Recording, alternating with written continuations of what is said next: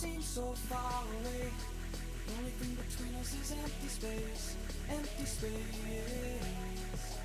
Even when the music is loud, I'd rather be no other place than here with you now, here with you now.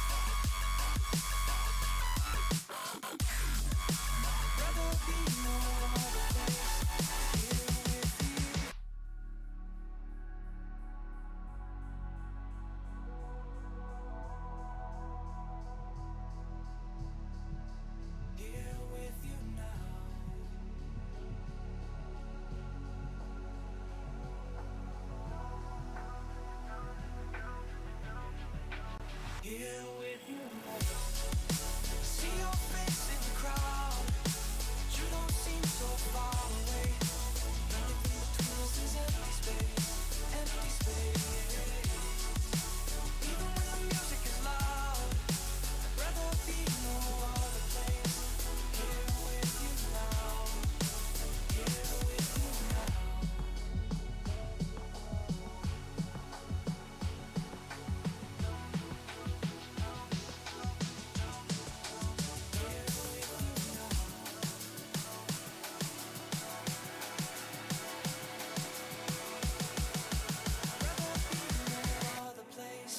Here with you now.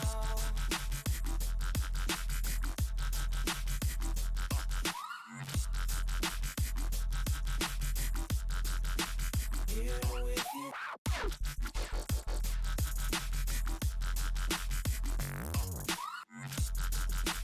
Rather be no other place than here with you now.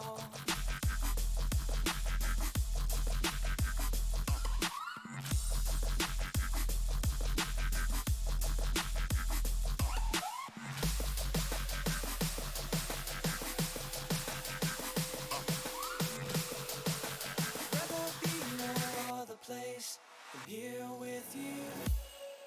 I see your face in the crowd, but you don't seem so far away. The only thing between us is empty space, empty space. Even when the music is loud, I'd rather be no other place.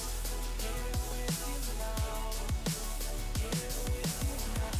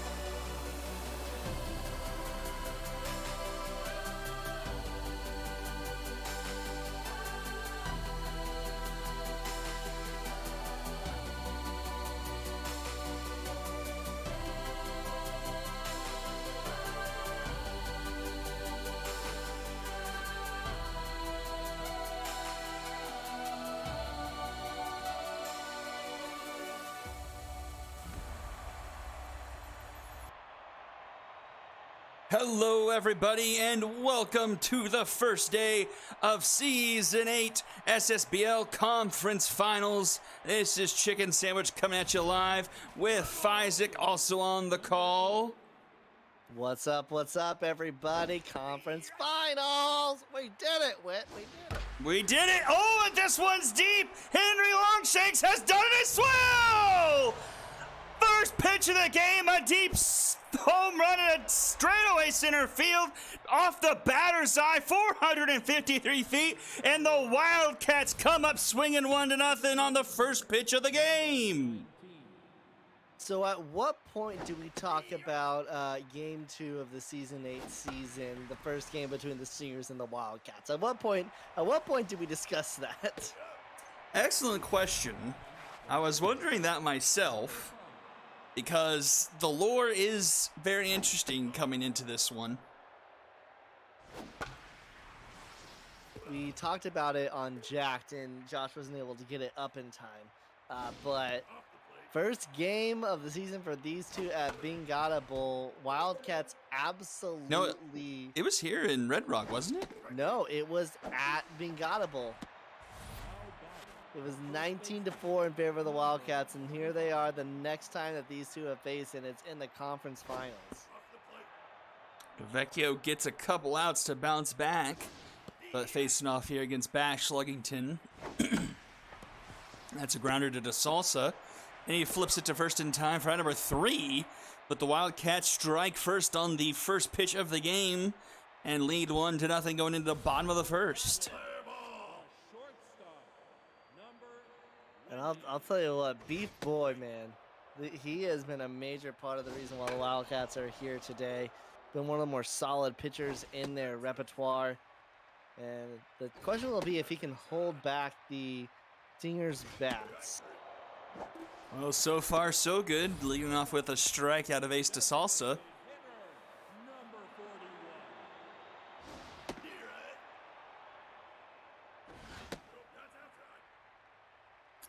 Who started that game back all the way on the first day of the season? It was Golden, or no, yeah, Pot of Gold.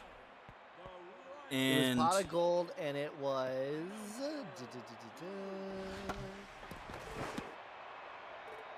Auntie Jar. Auntie Jar.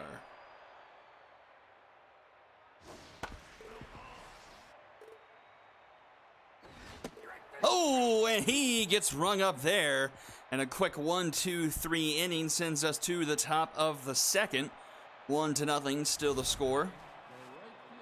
So we still have 9, 18, 26 more innings, a minimum of this series, Fizek. So before we get tainted with any more knowledge, what is your expectation in this series? What do you think is going to happen? Who do you see winning this series and why? Well, I talked about it in episode 14 that'll go live tomorrow. Josh was saying this was a hard one to predict. I think that Beef Boy and Auntie Jar are going to lead the Wildcats to a 2-0 series lead, and then the 3 and 4s are going to come through for the Stingers, and then the Wildcats win game 5. So no one wins a home game. That's just how highly I think of the Wildcats 1-2. And how highly I think of the Stingers 3-4. I mean, these are teams that have ridiculous 1-2 pitching, and then it does drop off a little bit when it comes to the 3 and 4. So if the Stingers are going to have any success in the first 2 games of this series, they've got to be able to get at least either past Beef Boy and Auntie Jar or get into the bullpen as quick as possible. Because this Wildcats, when those two are going, I mean, if they have their way, the Wildcats would head to Bingata Bowl with a 2-0 series lead. So I'm expecting the Stingers to need to do something against that starting pitching. Delvecchio will do her best, and Rob and Ryan will do their best, as they're going to catch Jimbo there. Those are my expectations for this series. I agree. I feel pitching-wise, it's pretty much a wash. I feel these two pitching staffs, top to bottom, are fairly similar. Like, they can go toe-to-toe with one another, like, I think easily. Like, DeVecchio, I mean, we saw the leadoff home run, but she's been fantastic. We've seen Robin Ryan in these playoffs be like some of the best pitching we've seen from Robin Ryan in his career. So, and then, Pot of Gold hasn't had the best season this year. And then who's the fourth starter for the Stingers? My brain is Noodle Arm, Strong Noodle Arm. Yeah. Who is a very competent pitcher as well. But I mean, like you're mentioning, Beef Boy, probably going to be pitcher of the year for the Epic. Going to be close with probably him, and Adrian Walker from the Ball Players. Like, these are the two pitchers in the Epic that probably deserve it the most, if we're being right honest. And then you got Fanny Minshew, Bart Polo's Cologne for the Wildcats. It's close. It is just so close. And I think the differentiating factor is it comes down to the offense. And I just think the Wildcats offense has been maybe slightly better, or I feel like, at least on paper, it feels a little bit better. So I think I lean toward the Wildcats in that way. And that is going to be a 6-4-3 Dragon special to get Beef Boy out of an early jam there. Had 2 aboard, only 1 out, but Zarbi grounds in the Dragon special. And we're already to the top of the third here in a matter of 6 minutes. And it's still 1-0. Stingers have Delvecchio, Ryan, then Noodle Arm, then Gold. Norm's moved into the bullpen for them. For the Wildcats, their order is Boy, Auntie Jar, and then when we head to Bengata Bowl, Bart's Polo Cologne and Fanny Minshew are the 3-4. Gorgog Thistlespring moved into the bullpen. So expected changes for them moving in from a 3-game series to a 5-game series. Mm-hmm. And we are guaranteed to at least play that 3 game. So it's just a matter of if they'll split hairs if we'll go to 4 and 5. I see what you definitely mean, saying that Wildcats could be winning 2-0, but I just have a hard time betting against Robin Ryan with what he's done in the postseason thus far. And he'll be at home, which will be an added boost to him. The offense for him will get the last at-bats, potentially for a walk-off. And here's the difference maker in the game, already back to the top of the order. 0-2 to Henry Longshanks, who sent the first pitch of the game to dead away center field. Hey, gets rung up there. He'll sit back down, and up will come Jackson Moore, the fourth. If my memory serves me correct, it was this man that was an absolute menace in that 19-4 game at the beginning of the season. I mean, he ended up making the All-Star team despite that long injury. But he gets rung up there and will send us to the bottom of the third. Still a 1-run game, 8-9-1 for the Stingers. And this is probably part of the order that I definitely point to and say is why I favored the Wildcats offense over the Stingers. Yumeko Pendragon has not had a great season. I want to say she's batting 200 or worse. Squash Pixel isn't doing that much better. I want to say he's in the 250s. So, and I think we mentioned it, or you mentioned it, as Pendragon strikes out there. 8-9 or 7-8-9. You got Elena Love, Someday, and I can't remember off the top of my head, but they were hitting in the 300s or 400s for the Wildcats. They're just absolutely ridiculous, and I didn't really get a chance to see the extra games on day 3. But how did the Wildcats upend the Unicorns in that third game? So that game, it was 5-2 Wildcats. I forget exactly how it went, but it was relatively close for a while, and then the Wildcats just kind of pulled away late, if I remember correctly. And then the Unicorn scored, and we talked about this in Jack. Unicorn scored 2 runs in every single game that series. So they I noticed that. Could not get the offense going. And I meant AC Milan, not Elena Love. I got my names confused. Whitney flips one into center field, but Squash Whoa. Pixel with the sliding catch. One away. A little bit of flash of the weather there.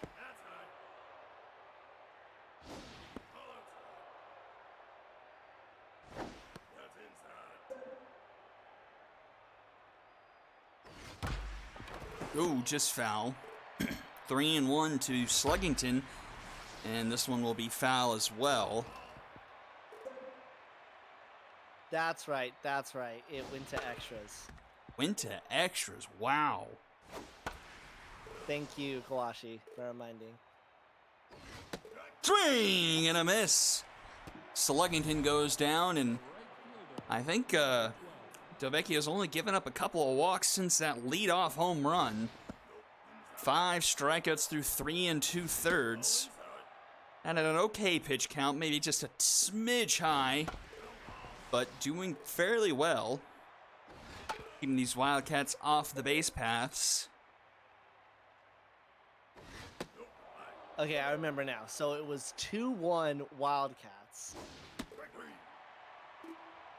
And Jur will get struck out there to send us to the bottom of the 4th inning. Still 1-0. 2-3-4 due up for the Stingers, trying to kickstart this offense here. It was 2-1 with 2 gone for the Unicorns in the bottom of the 9th. And then Woody Walker, old Iron Balls, got on base, made it to second. Haggy Porterhouse then hit a double that scored Walker. Okay. What up, Worm? Thanks for tuning in. Love you, man. Matthew Kennedy here, a 1-2 count. Swing and a miss. He gets rung up there. A pitching duel here in the first game of the conference finals. Beef Boy with 6 through 3 2/3. One allowing 2 hits so far. The Unicorns then had runners on first and second with 2 gone in the bottom of the 9th, and Jose Odor struck out. And speaking of striking out, so does Highgrass. And we'll get sent to the top of the 5th inning. 6, 7, 8 due up for the Wildcats here. May set a land speed record for this game. 12 minutes in, and we're already into the top of the 5th. Ended up going to the top of the 12th inning before the next run was scored. It was a 2-run shot by Someday to make it 4-2. And then, let's see. Whitney hit a single to bring in the runner. So it was 5-2, and then the Unicorns just didn't score anything. So that's how it panned out in that 3-game series. Much different than the Stingers, who 2-0'd the ball players, but it was low-scoring affairs in that series. It was 2-1 Stingers, 3-2 Stingers. So very much the pitching getting the job done. Who is Worm Johnson? He is my old youth pastor. Ah, throwing it back. 1-1 to Milan here. That one's fouled back. 2-2. Hey man for Delvecchio.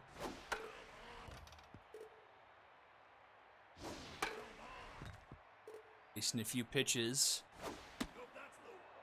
Delvecchio almost getting up to 80 there here in the top of the 5th. And this one is popped up into center field, and that will be Texas making the catch for out number 3. And we'll head to the bottom of the 5th, still 1-0. 5, 6, 7 due up for the Stingers here.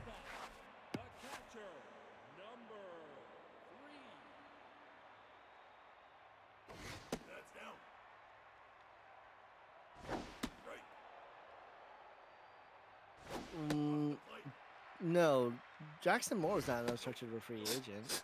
I think he was a draft pick by the Overdrafts. I mean, that's where he came from. And Garcia gets rung up there. The 8th K of the night for Beef Boy. Locked in, probably flirting with On Fire. And the Stingers failing to do what you laid out for them, Fizek, as that's going to be out number 2. Boy has pretty much cruised. He allowed 2 on, I think, in the 3rd inning, but in a Dragon special from this man here ended the threat. And Beef Boy only at 64 pitches here with 2 outs in the bottom of the 5th.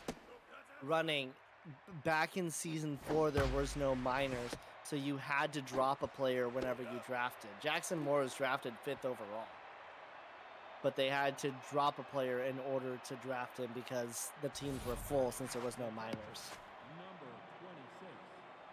9-1-2 up here for the Wildcats. Here is Someday, who has had herself a pretty nice postseason. I mean, that 2-run shot in the top of the 12th. I believe we made her famous. I believe she was also the one who hit the home run against the Bombers in Game 1. Only 6 seed remaining. Full count for her. She grounds it, a diving stop by DeSalsa. The throw is in time. Oh. A good play by DeSalsa. Getting the not so quick Someday for the first out. Yeah, I did want to like, it's still good, all right? Like, that's still a good defensive move, just like that. But Someday isn't that fast.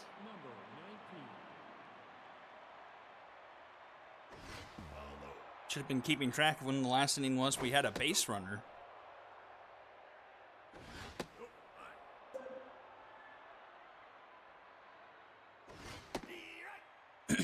That one finds his own 3-1.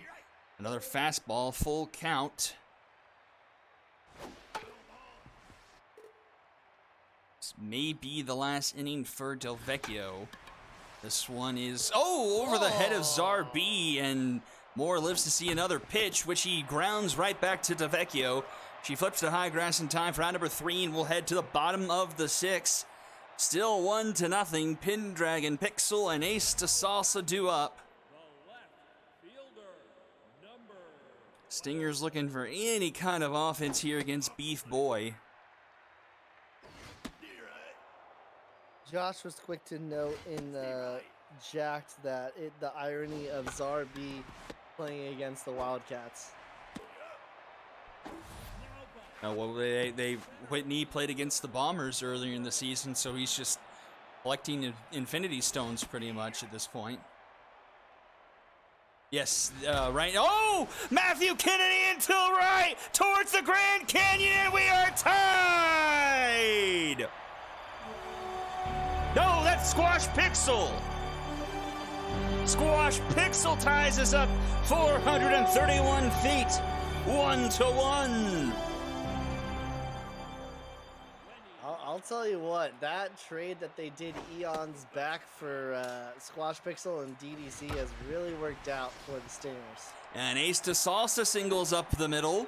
So runner aboard now for the Stingers. As the offense has suddenly come alive here. 3rd time through the order. Beef Boy, though, still locked in. 1 on, 1 out now for Monica Elmenreich. Gets ahead in the count 2-0. Grounded to short. Oh, to third. And bobbled by the third baseman. She stays with it, but can only get the out at first. Was probably going to be a Dragon special to get out of the inning. But this time it is Kennedy who grounds it to Milan, to Sluggington in time for out number 3. And we'll go to the top of the 7th, tied at 1 apiece. Whitney, Bash Sluggington, and Joshua Durr due up. Not a lot of consistency at the plate, but so far for both teams, it's been the long ball to keep them in it. So. Oh, Delvecchio is on fire. That'll definitely potentially get her through this inning then, if she can at least go through the batters here. And Whitney strikes out swinging one away. Oh, and it's going to be instantly pulled for Danny California. So the On Fire only gets her 1 extra batter, surprisingly. But California returns the favor with a quick ground out, 2 away. And here is Joshua Durr, 0 for 1 with a walk.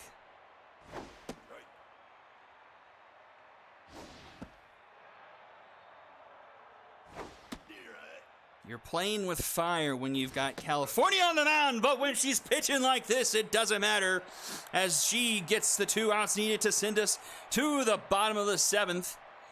Highgrass, Garcia both due up here, looking to break this 1-1 tie. Beef Boy coming in for the 7th. 80 pitches now here. 2-1 the count. And he strikes him out there.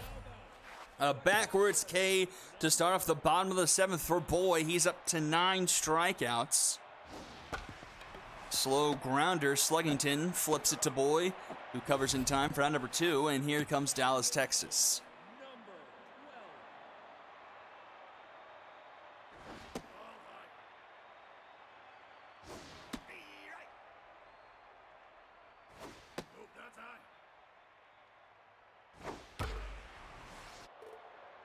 Two and 2.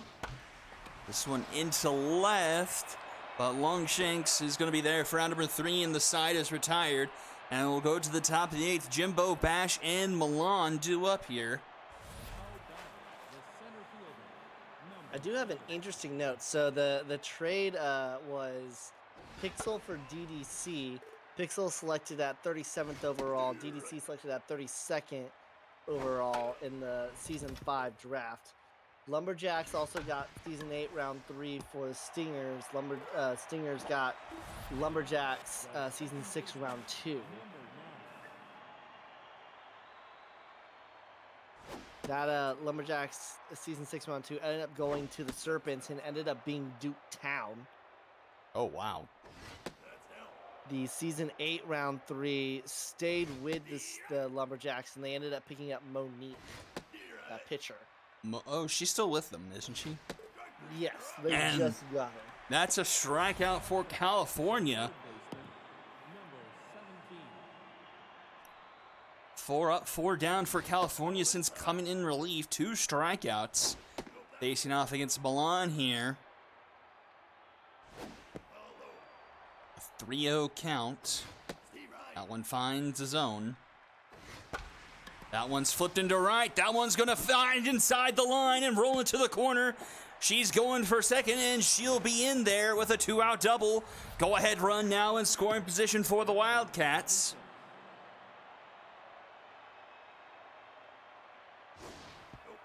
Someday at the plate. And she will stay put on the wild ball, passed ball. That one fouled a lot back. of that day 3, which resulted in some runners potentially getting thrown out as they were trying to get back to the bag. Grounder. Oh, it's under the glove of Highgrass. Runner's going to round third, head for home. The throw in time! Matthew Kennedy with the outfield assist to keep us tied at 1-1. Somebody clip it. The sheer fact that that had enough speed where Highgrass couldn't make a play on it was surprising enough. And then the guts on the runner to send it from third to try and score. And then Kennedy gunning it at the plate. And Beef Boy still pitching his absolute heart out. 10 Ks now. Brings up Yumeko Pendragon.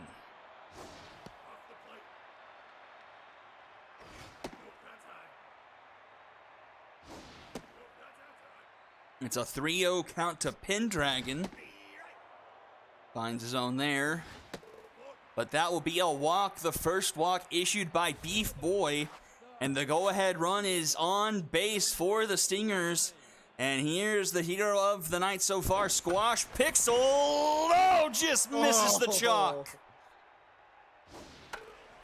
That one's fouled back, 0-2. The pressure is all the way up here in the bottom of the 8th inning in Game 1 of the Epic Conference Finals. Swing and a miss! Beef Boy rings him up there, 2 away. Top of the order, here's Ace to Salsa. and that will do it for Boyd. His 11th strikeout is his last, and he'll hand the ball over to Ilya Page to get them into the top of the 9th. 1-1 the count to DeSalsa. Takes a called strike 2. Oh, breaks his back swinging there. That was a meaty pitch. And this one's fielded on the 1-hop by Whitney, thrown to first in time for out number 3, and we'll go to the 9th inning, tied 1 apiece, and it's the top of the Wildcats order due up here. A combined 1 for 9, but that one hit was the home run at the start of the game by Mr. Henry Longshanks. What can California do here? 1-2 the count. Swing and a miss!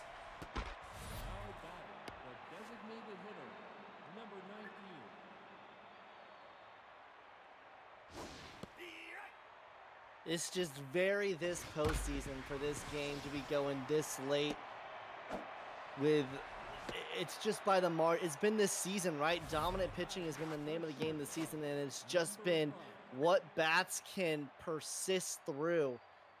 And the Wildcats have a good chance here in the top of the 9th with Jackson Moore on first now. And he's going, the throw is going to be not in time, and Moore is in scoring position, and it takes out the Dragons special. And Whitney into left center. That one's back. It's going to be off the top of the wall. And Jackson Moore will score from second. And the Wildcats take the lead 2-1. And that will do it for California. She did well, but ran out of juice there at the end. And she now faces the music, giving up the lead to the Wildcats here in the 9th inning. Another runner in scoring position now for Bash Sluggington.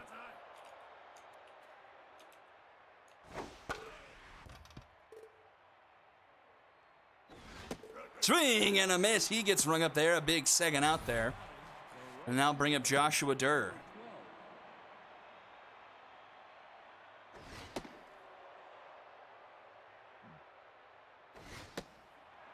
And they're going to intentionally walk Durr, it seems. Interesting choice.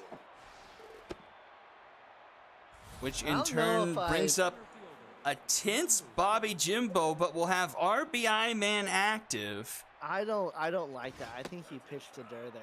I don't like putting Bobby Jimbo in the situation, even with him being tense. Well, it pays out in the end. I walked Joshua Durr there. I think it works out with having Bobby Jimbo being tense. I think it only benefits you to walk him. Pays out in the end, but 2-1 now going to the bottom of the 9th. Stingers need one to tie, and Elmenreich laces one into right field. It takes a strong hop off the wall. She's digging for 2. She is safe! A strong throw from right field, but not in time, and Elmenreich is now in scoring position, and here's Matthew Kennedy. That was a very close and a very gutsy send to second. I'm going to be honest, I thought they had her. Because that was a hard bounce off the wall, and that's a short corner, as we all know, here in Red Rock. A 2-2 count now to Matthew Kennedy. One swing of the bat, and the Stingers will take game 1 here. That's up the middle, under the glove. Runner's going around third, head for home, and that's not going to be in time, and the Stingers have tied it up. Nobody out here, 2-2. Holy cow. It sends me back to the days of Nabel Perez last year, if you remember that call. Grounded to Milan. This could be 2, and it will be 2. A 5-4-3 Dragon special clears the bases here in the bottom of the 9th, and it's 0 for 3. Penelope Garcia, the last chance for the Stingers to prevent this from going into extra innings. Stingers would love for her to get hot right now. A hot shot to Sluggington for out number 3, and we're going to the 10th. 2-2. We've got some free baseball coming your way. This is what you get for saying that we're speeding through the game. We go to extras in it. Yeah, we're up to 29 minutes now. We caught up. we got the time. And Kawashi makes a great point. California no longer on the hook for the decision, as her team was able to tie it up here in the bottom of the ninth. Norms now with a full count to attempt Sandy Bash, but allows her to draw a lead-off walk, which brings up AC Milan.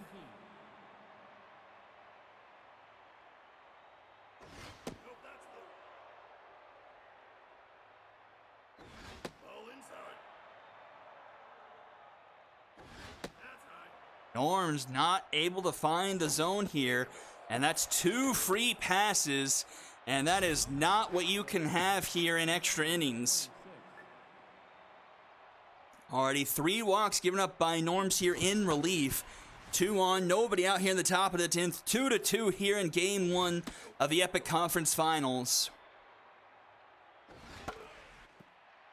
The lights being very bright here for Norms, a relatively young player.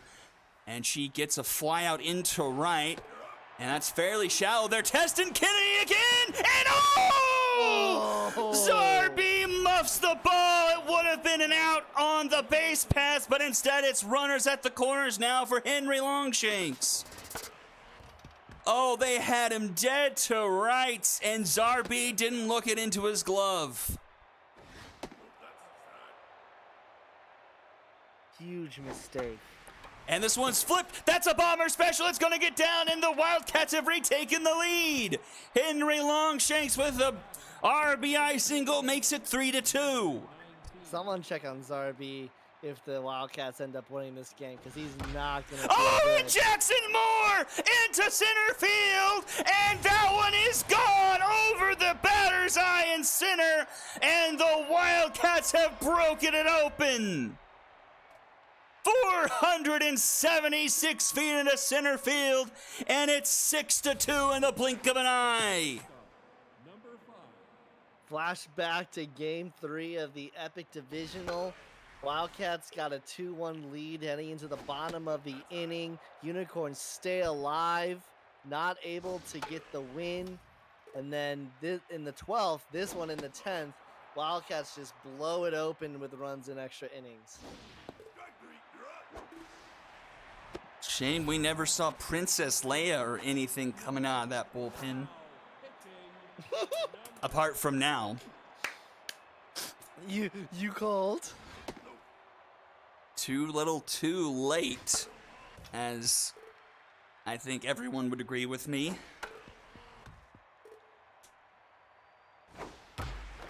And that's going to be a base hit through the left side of the infield. Sluggington will be aboard. Norm's going into the bullpen as well after being the, I believe, the number 4 for the Stingers in the first 2 series. So first chance that she has to pitch all postseason long, and this is what happens.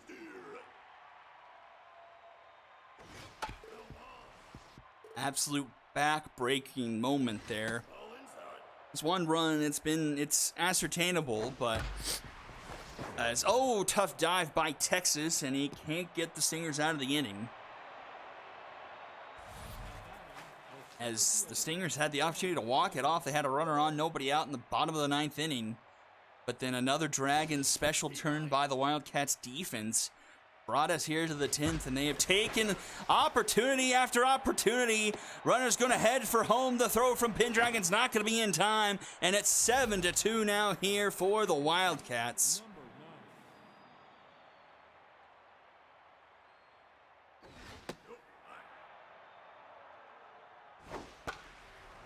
And that should finally bookend this top of the 10th, but not before the Wildcats plate 5 and lead 7-2 going into the bottom half. Stingers need a miracle here, and it's Dallas, Texas leading us off. And that's not going to be a great start as Sluggington scoops it and steps on first for out number 1.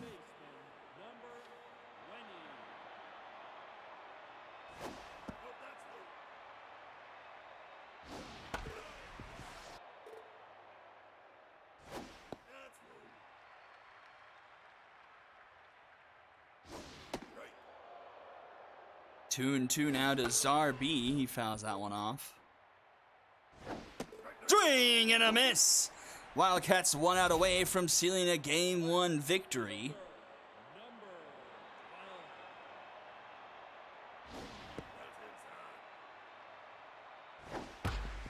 And that's grounded to Whitney. And that will do it. Wildcats take Game 1 on a final count 7-2 here in extra innings.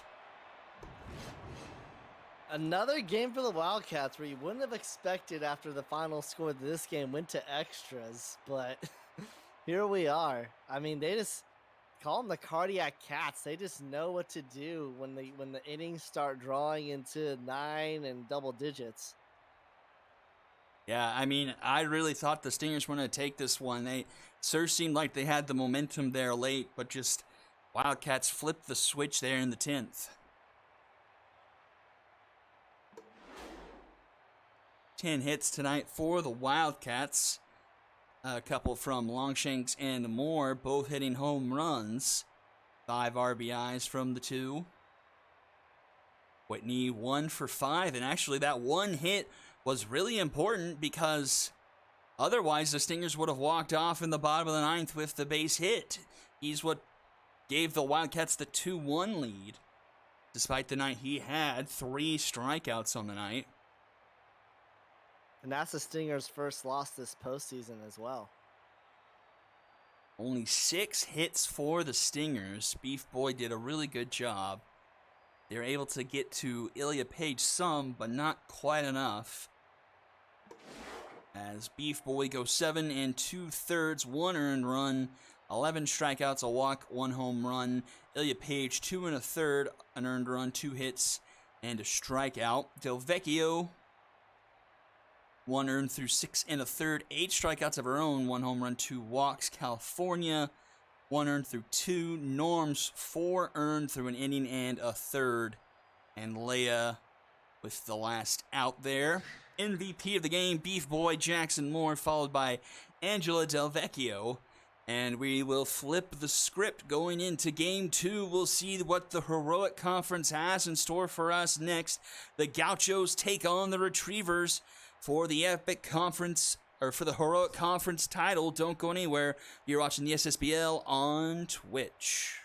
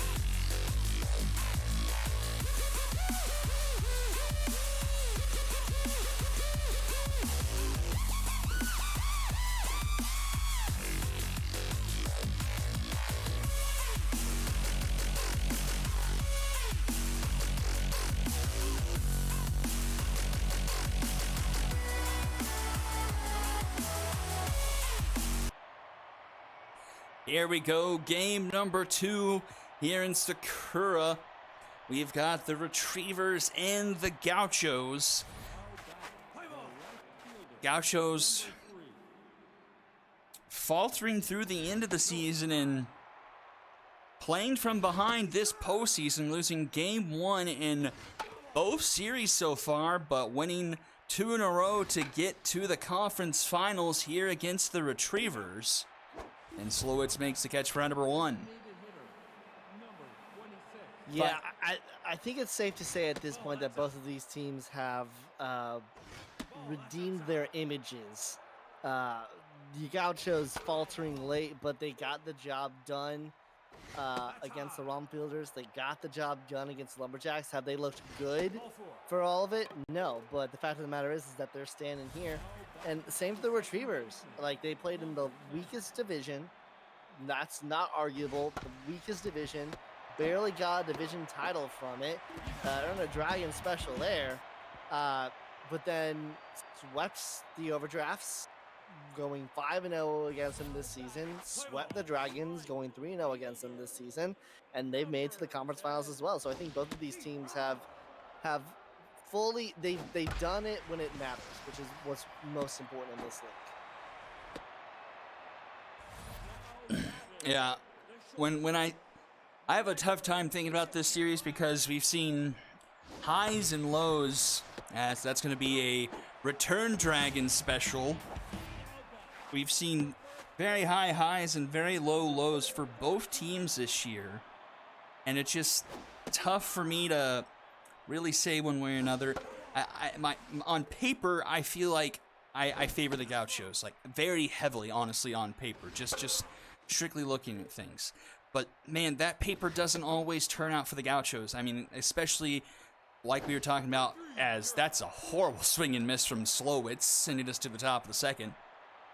You know, during that skid at the last part of the regular season, you know, they scored, 3 runs in like 4 games, and, you know, didn't play well in the play-in game either, and it's just very not apropos for what this offense is. And, you know, they have some bullpen problems sometimes too. Starfire likes to explode, and Octagons, I feel, kind of hit or miss. And so I don't know. Like, on paper, I would say the Gauchos, I think, are a heavy favorite. But as for real world performance, we've seen these teams so far this year, it's a coin flip. It decides on what team shows up, which 0s and 1s get generated in the right order for these two teams. It's honestly a coin flip. It's going to be like what hit falls an inch inside fair territory or hits the bag and rolls into the corner. Like, anything could happen, I feel. I can go ahead and say that in Jacked, I have the Gauchos 3-0 sweeping this. What they only played once this year, and the Gauchos won that game fairly heavily. No, I'm thinking of something else. That game was actually close, I think. If I can pull it up fast enough.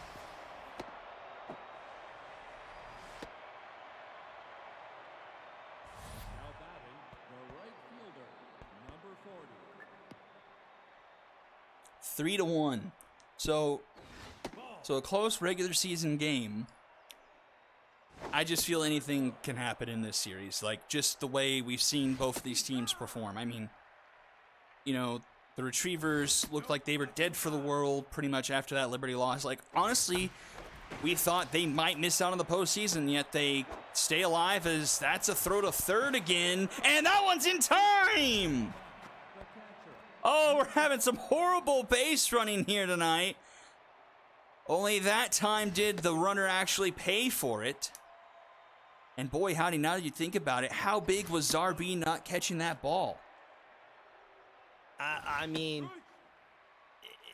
at some point you have to say it was the game. At some point you have to say that, and I just think it is. Wow.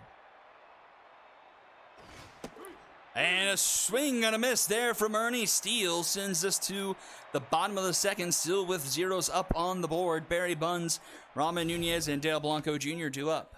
Fielder, number 25.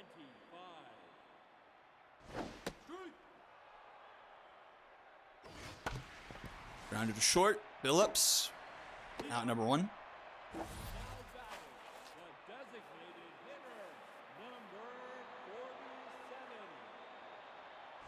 Ball outside.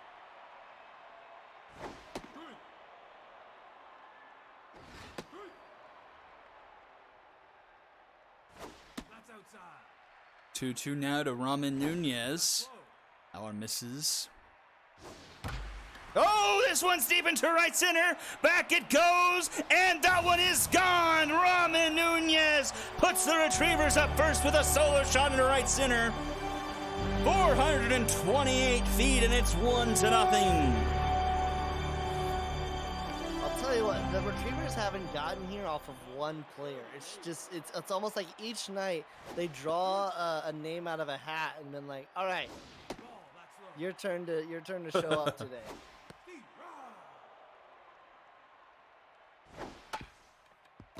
And the starting pitching has been pretty good. Like, Hainer and Narwhal have been really good the back half of the season. Like, I remember Narwhal in that Liberty game that they did end up losing, unfortunately. She struck out an absolutely ridiculous number of players, and she struck out, I want to say, like, it was like 9 of the first 10 batters or something ridiculous like that.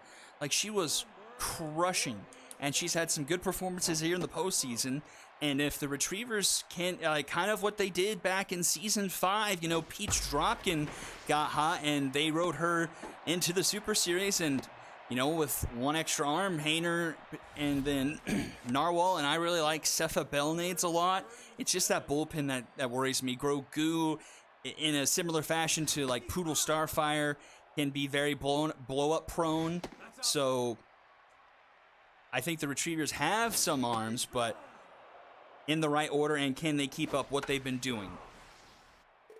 2 on, 2 out now for Honey Bear. Can they scrape across another run here early against Hattie Mae? And that one is into center. That one is going to fall in front of Dion, and a run will score, making it 2-0. Honey Bear with the RBI single.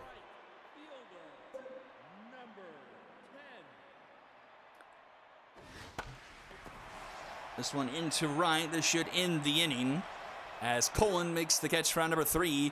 But the Retrievers strike first, 2-0 going into the top of the 3rd inning. We've got Billups, Dion, and Biscuit due up.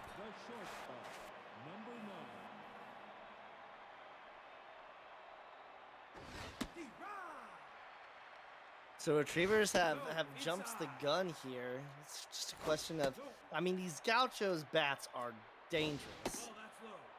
Are they going to fall into the same sort of unicorns level where just because they're dangerous doesn't mean they can put up more than 2 runs a game? As that's going to be a strikeout there. Phillips gets caught looking. Bringing up Dion.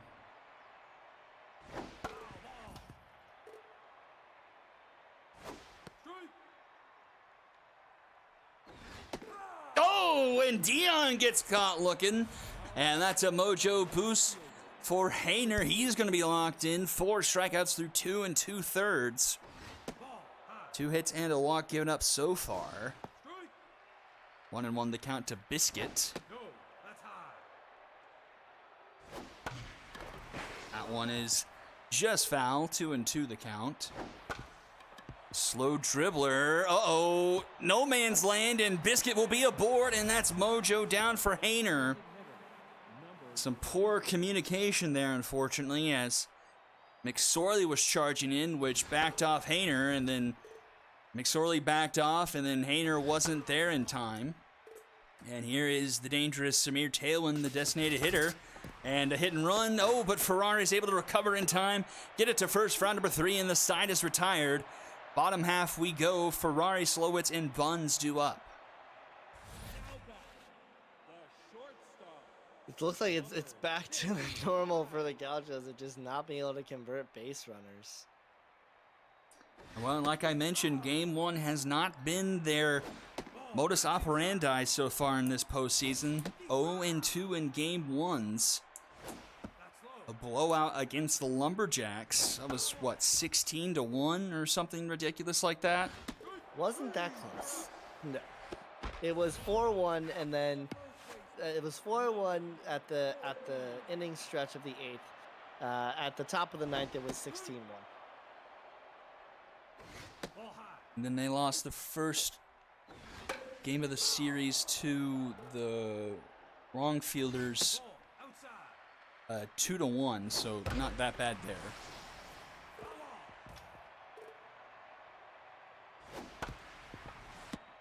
Hex to Banger for out number 2.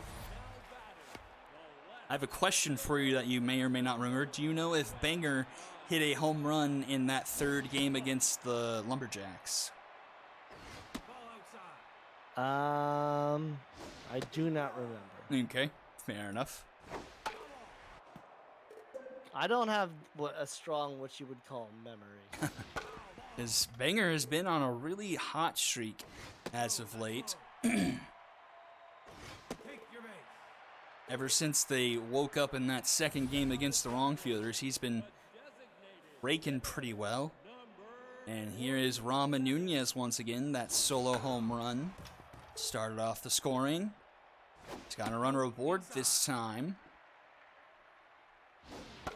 And he sniffed the home run cycle.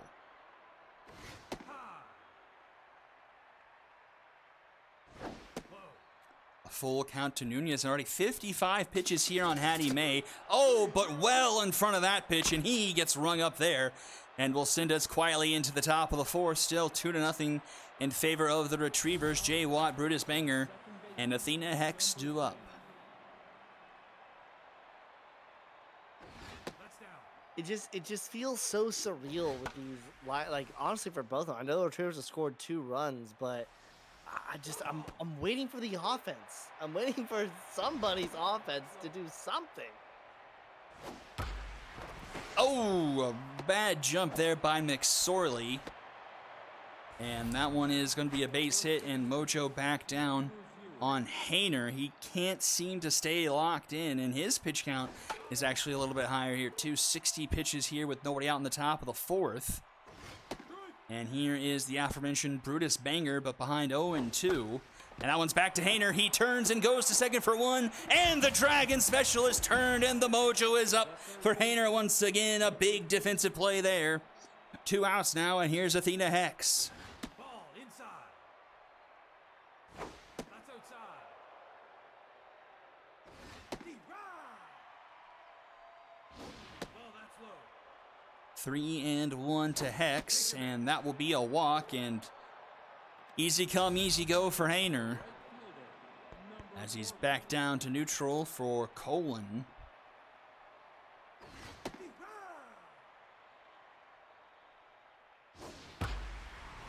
And that's a base hit, so 2 on, 2 out now. A rally trying to be spurned on here by the Gauchos. Here is Ernie Steele.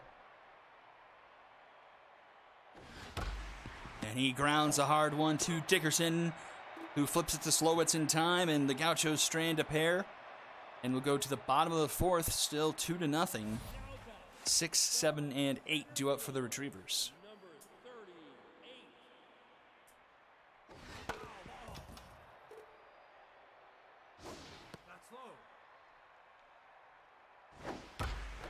And that's going to be a base hit through the 5-6 hole.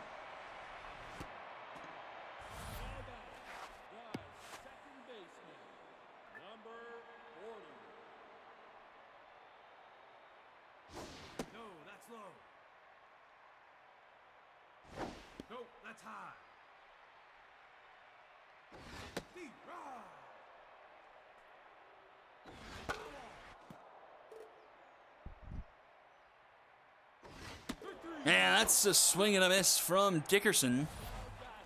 Another strikeout for May.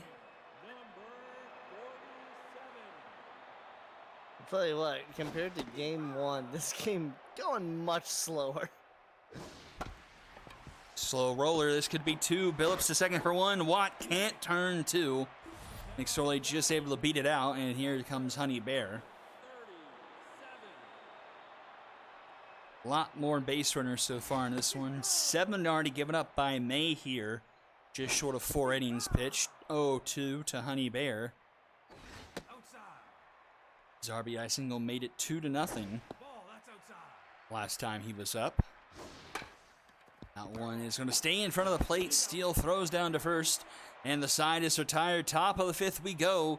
2-0 still your score. 8, 9, and 1 due up for the Gauchos.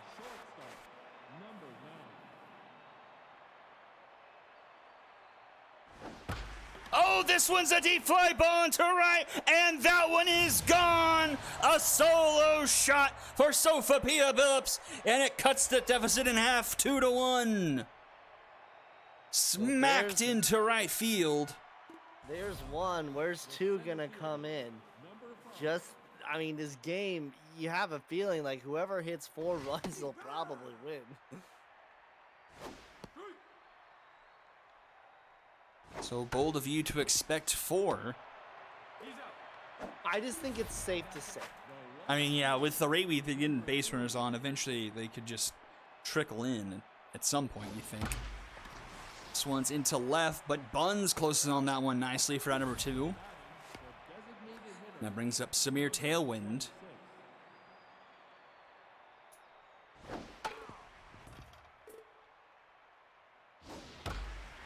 Oh, McSorley with a nice snag for out number 3.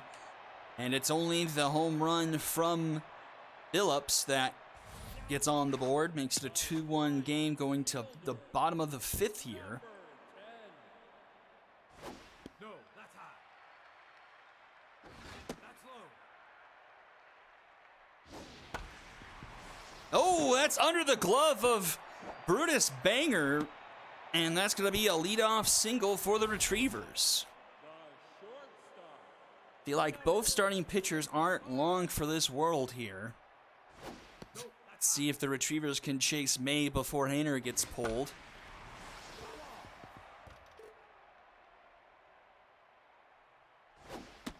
Swing and a miss there. 1-2 to count to a tense Ferrari. That's inside. Oh, a horrible swing and miss at ball 4 in the opposite batter's box.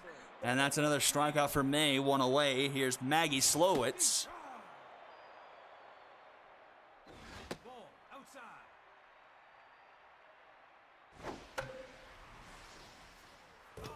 Fouled off 1-2 now.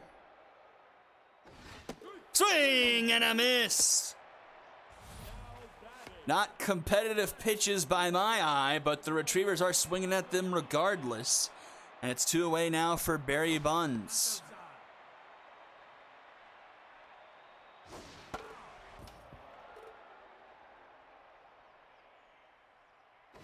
No, that's inside.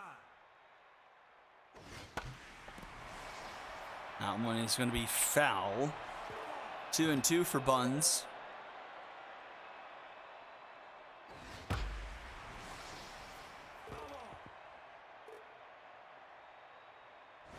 That's down. Full count now. That's ball. And Buns draws a walk.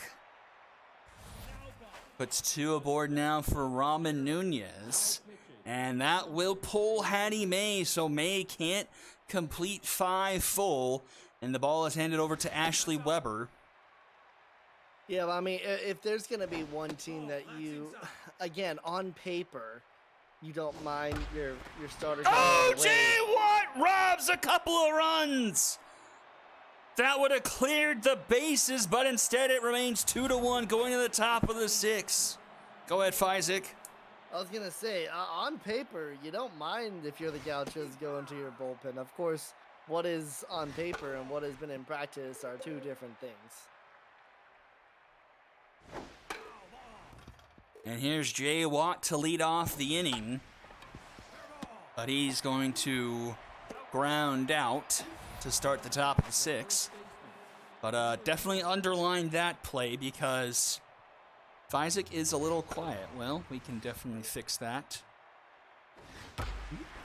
And that one's into the gap. That's going to roll to the wall.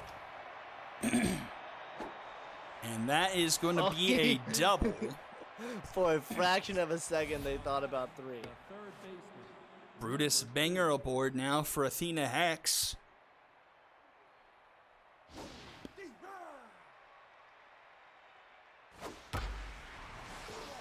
Hainer staying in there, but a dangerous part of the lineup coming up here.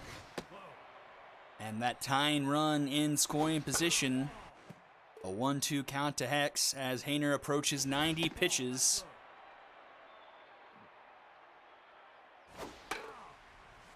And And Hex is making him work for it here, fouling off a few. Popping this one into right. McHenry is there.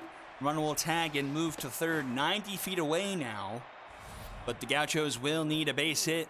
And it's Dollinger Colon who's gotten 2 of them so far here tonight. And Hainer will get pulled in favor of Jorge Watsky.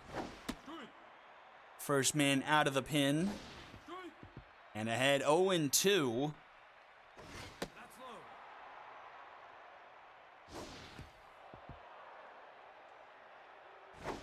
Swing and a miss! Watsky gets Colon on strikes, and we go to the bottom of the 6th, still 2-1.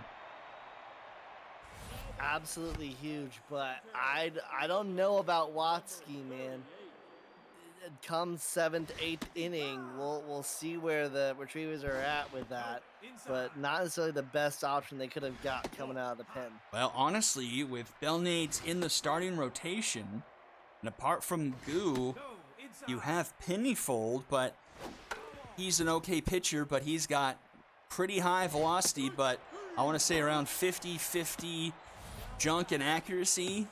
I don't know what the overall totals are, but I bet it ends up being closer than you think. Because just going off of my memory of the bars and thinking of what I just saw there from Watsky, I wouldn't be surprised if Watsky wasn't a smidge higher in overall.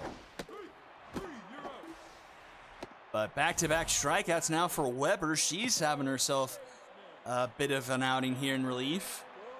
2 strikeouts now. Watsky is 203 to Pennyfold's 217, so fairly close, but Pennyfold is statistically on paper better. And she strikes out the side there in the 6th. Holy cow. Oh, 214, so even closer. And we'll go to the top of the 7th now. Yeah, in the bullpen, Pennyfold 214, Hot Dartboard 192, Watsky 203, Grogu 217 with K-Man. Jorge Watsky does have compose. Here with a throw, almost hit him. Oh. And the tying run will be on base now for the home run hitter, Sophia Billups. And Steele will get pulled for a pinch runner, Grin Kiffey. They really think that this is their inning. Are they up? No, no. Okay, no, I was like, whoa. And that's a grounder in time for 1 to first for a Dragon special. A 4-6-3 Dragon special turned by the Retrievers, and it's 2 outs now in the top of the 7th. A big, big play there. And I wonder what the Gauchos will do now behind the plate. I don't know what they have in terms of backup catching on the main roster. Let's see here. It's going to be Cuz Peterson behind the plate. Gosh. Not a great defensive catcher, but the bat is decent. We usually see Cuz Peterson come in as a pinch hitter later in games, but now we see him behind the plate, and that's going to be a base hit up the middle. So leadoff runner is aboard for the Retrievers and knocks the mojo down of Ashley Weber. But I don't think we have to worry about the runners stealing. Not a lot of speed there compared to the arm of Peterson. McHenry now to the plate, 2 for 3 tonight. Weber at 26. I know the Gauchos are down 1 here, but they need to do everything they can to ensure that they're not in a situation in which Yankee Noburn comes in for Honey Bear. Speaking from experience, 2 times experience, that's the opposite of what you want. Full count to McHenry. Ooh, swinging at a couple of ball 4s there. That one's borderline, but fouling it off nonetheless. And that's going to get down. That's going to bomber special into right. Runner's going to head for third. Colin's got a good arm, but he throws it to second, and the Retrievers have runners at the corners. Nobody out here looking to pad the lead here. Sammy Ferrari to the plate, 0 for 3 intense. Runner is going the hit and run, not in time. And neither is the throw, a swing and a miss from Ferrari. And 2 now in scoring position for the Retrievers. And that will be a base hit into center field. One will score, another rounding third, heading for home. A throw from Dion is not in time. And the Retrievers pad it 4-1 here in the bottom of the 7th. Number 14. I'll tell you what, with the way the Gauchos bats have been today, 4 just might be And enough. that one into right. Maggie Slow, it's a 2-run shot at 6-1.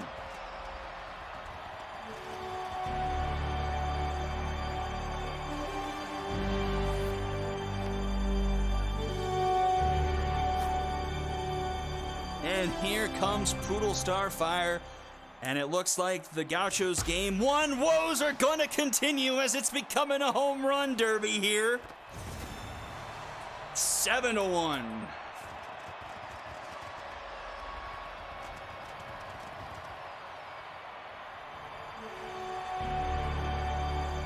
Sheesh.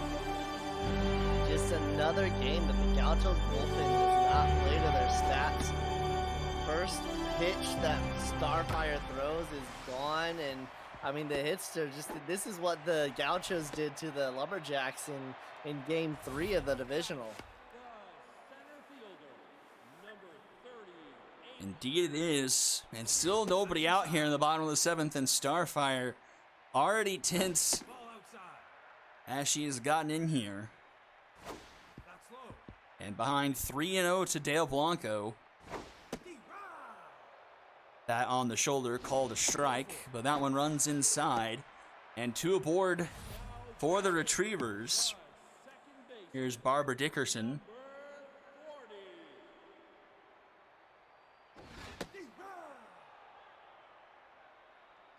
That's high. Ball, that's low. 2-1 count. Fouled off. Into left. This should be playable for Biscuit, and it is for number 1. Yeah, first out. That will bring up Trace McSorley to the plate. 47. That's down. Oh my soul, it's a derby. Trace McSorley, and I'm breaking out the double digits.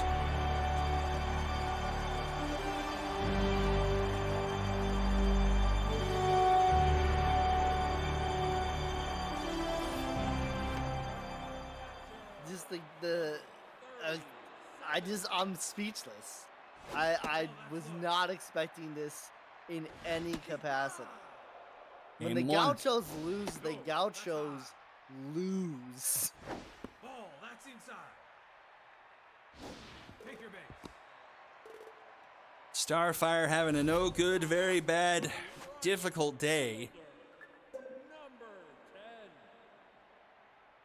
10. 4 earned and only 1 out recorded. Hey, Puppet. Hey, Puppet.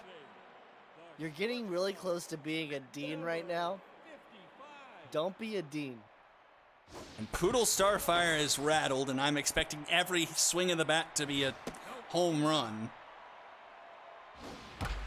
That's going to be a base hit, and the bases will be loaded. So we have 3 home runs in this inning, and it was like 6 the Lumberjacks hit in game 1. And that will do it for Starfire, probably her worst outing of her career. And we'll move on to Lily Pad. And Maggie Slowitz, who's already homered in this inning, comes up once again, falls behind 0-2. A slow roller. Watt goes to second for 1, and she beats the throw, and a run will score, making it a 10-run lead here. Whitney. Yes. Worst outing of her career So so far.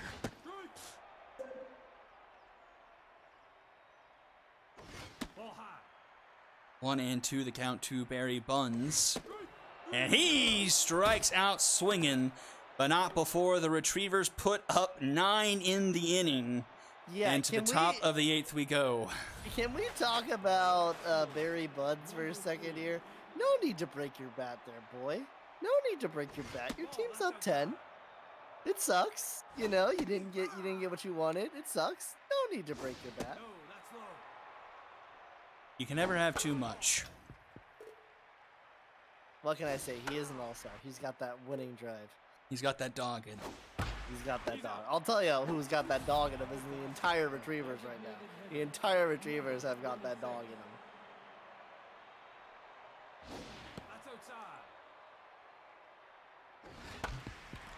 And that's 2 outs for Chase McSorley this inning.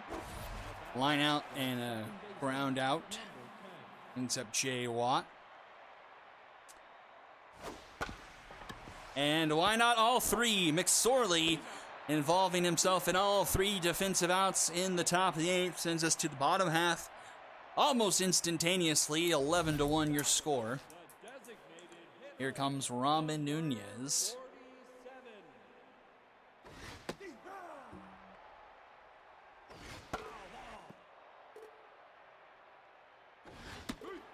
And he gets struck out there.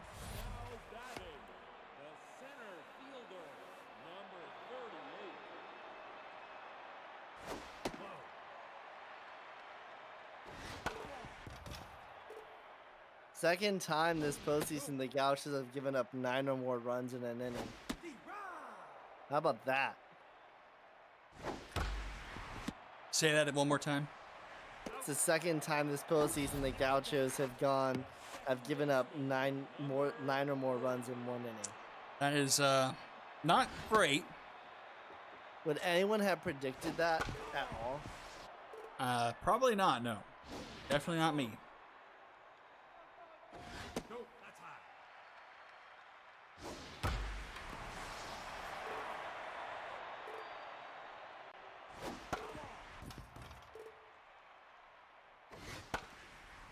Popped up. That's going to get out of play. And that's going to be a strikeout. And we'll head to the top of the 9th as the Retrievers look to put a bow on top of the Game 1 victory here.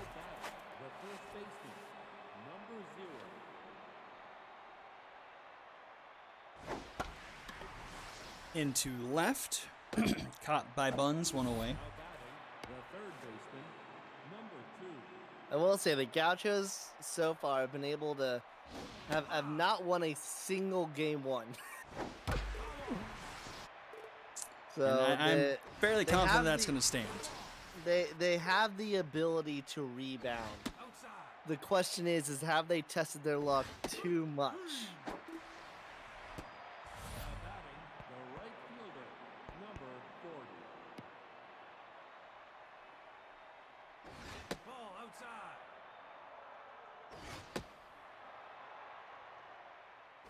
Ball 3-0 to Colon, and the game gets extended here. You know, we were kind of surprised on Watsky being the first man out of the bullpen, but boy howdy has he answered the call. He's done phenomenal. 2 walks through 3 innings, 2 strikeouts locked in. And against, the stats of the Gauchos. And that will do it as Buns reels in the final out.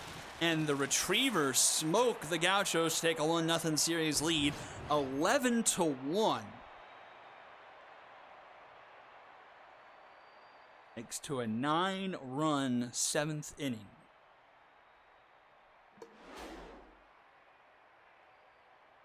Only 7 hits for the Gauchos, 2 of them from Colon. 16 hits for the Retrievers, 4 from McHenry.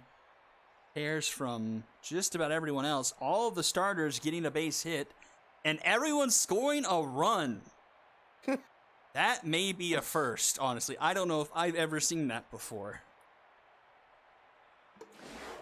Loss goes to Maish. Neither starter really had great stuff. 2 earned through 4 2/3. Then Weber gets blasted for 4, and Starfire for 5 and a third of an inning. Lily Pad rights the ship, but too little too late. And Watsky getting the save, and Hayner actually getting credit for the win. And your MVP, Trace McSorley, Barry Buns, and Maggie Slowitz. And we'll head back to Red Rock Park for Game 2 of the Epic Conference Finals. Can the Stingers even up the count at 1 apiece? Don't go anywhere. Game number 3 of Night 1 of the Conference Championship Week here of Season 8 of the SSBL. We'll be right back. Don't go anywhere. You're watching the SSBL on Twitch.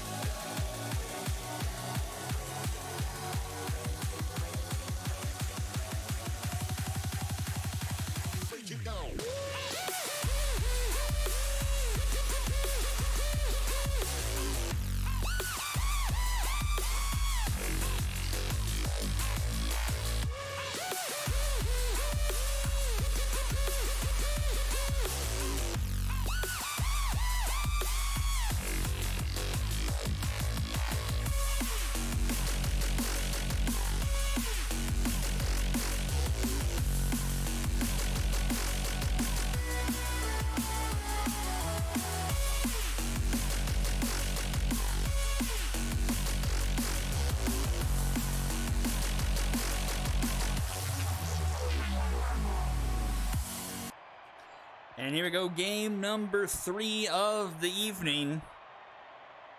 Robin Ryan versus Anti-Jar here in game 2 of the Epic Conference Finals. So despite the score of game 1, we did go to extras. That is true. On Just paper, for anyone who's just tuning in, we did go to extras game 1. things looking a bit lopsided on paper, but doesn't really tell the whole story.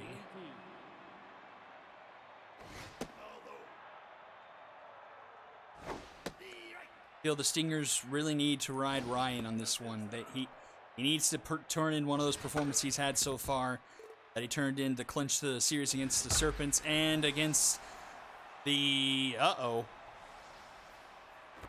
Oh, Kennedy! Kennedy making a couple of plays so far in this series. Robbing that home run there, and if you remember correctly, he had the outfield assist in game 1. Keeping Ryan's sheet clean here early on. And that's a strikeout of Whitney, and we'll go to the bottom of the first to 0 up on the board. And we'll see the top of the order for the Stingers. The gall on Matthew Kennedy to fair, like, I got it, and then jump and rob.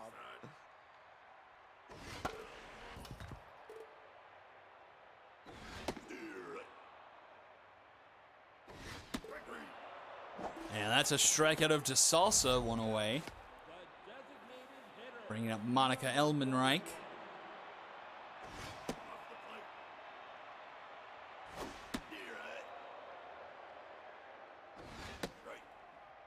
Jar, despite having better stats technically on paper than Beef Boy, has had a bit more of an up and down season than her teammate.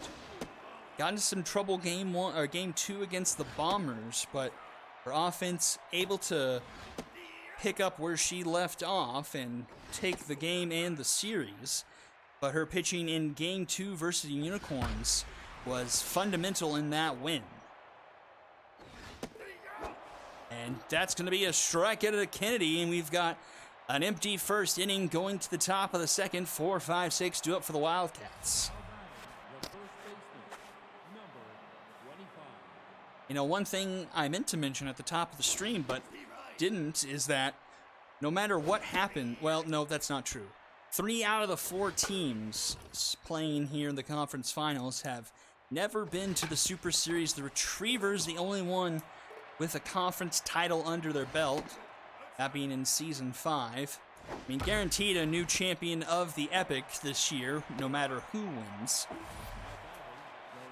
Everyone's been to the conference championships now twice, except for the Stingers, so this is their first time. Yeah, it was the Wildcats that actually gave the Skulls of Rock a decent fight in that S5 Epic Conference Finals. I believe that went to 4 games, I think. I don't think it went all 5, but I could be wrong.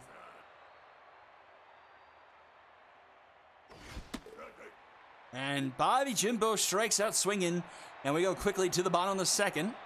Highgrass Garcia and Dallas, Texas do up. Now back, the first baseman, number 19. Oh, it did go 5 games. Okay. As soon as I said that, I was like, wait a minute. I feel like I remember a final game at Bengata.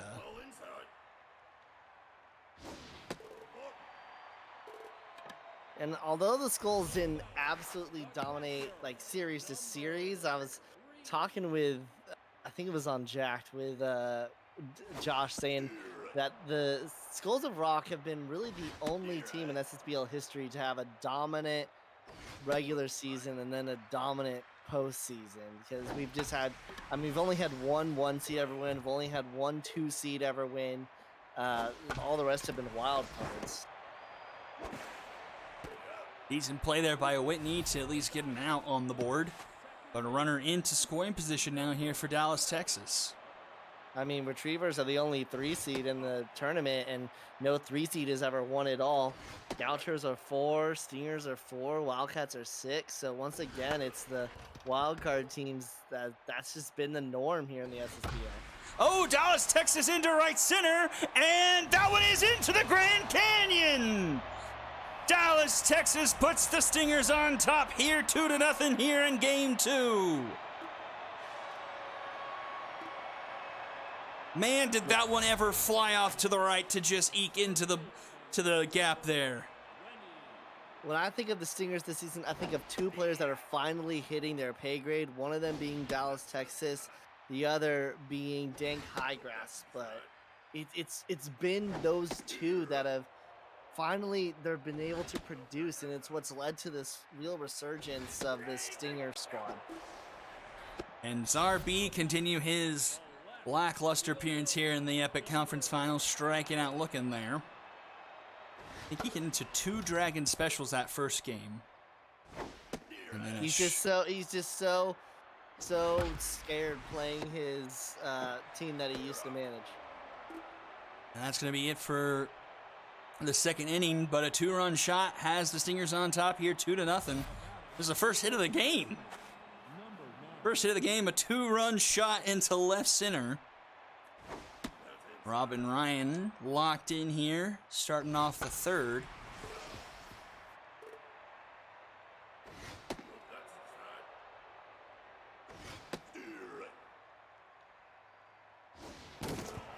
Oh, that bat exploded.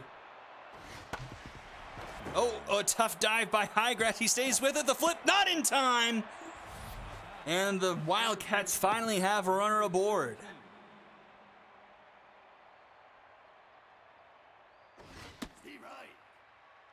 Just a bit too hot for Highgrass to handle. And the speed able to beat it out. An infield single. Grounded to short. DeSalsa's only play is to first for number 1. So a very similar half inning shaping up here, and someday comes to the plate. Grounded to second. Texas, easy play for him for out number 2. Runner advances 90 feet to third, and here is Henry Longshanks.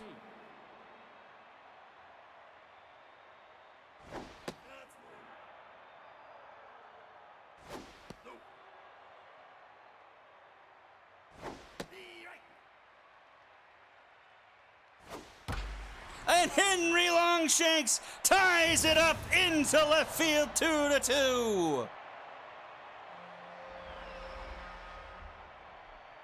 Yep, Kawashi Olzarbi managed the Wildcats. He managed them for 2 seasons. In season 2, they went 7-7. Season 3, they did not go 7-7. 1-13. 1-13. Got one win against the Stingers, I think. I'm pretty sure. Which was the worst record until season 5 when the Gauchos also went 1-13, which was this worst record until season 7 when the Romflers went 1-13. And all that has been eclipsed by the worst team in SSBL history, the Moonshots, who went 1-15 this past season, and whose only win was against the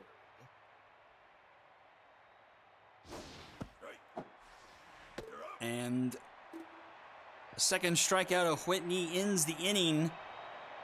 But the Wildcats tie things up with a 2-run shot from Longshanks, his second home run of the series. He hit the leadoff home run to start off the first game and follows it up with a 2-run shot here to tie us up at 2 apiece. Not the Rays of late, Kawashi. Rays of late have sucked. Swing and a miss. Pixel goes down. That brings up to Salsa.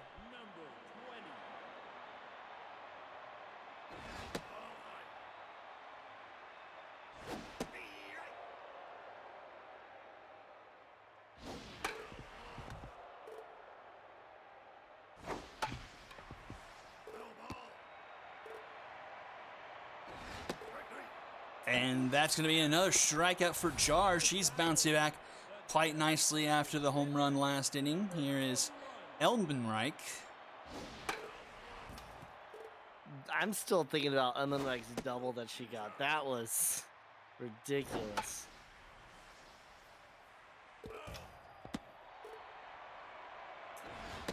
And she strikes out swinging. Jar strikes out the side, and we go to the top of the 4th. Still 2-2 here. Sluggington, Durr, and Jimbo do it for the Wildcats.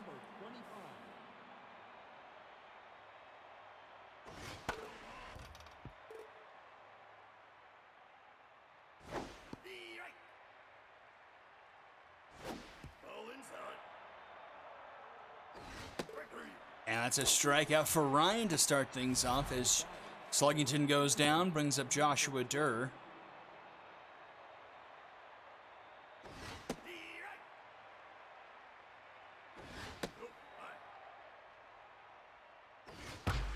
And Durr into center field. It's heading back, but it's going to die in front of the track for out number 2.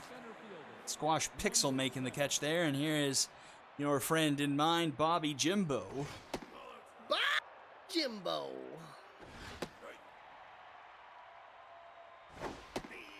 1-2 the count.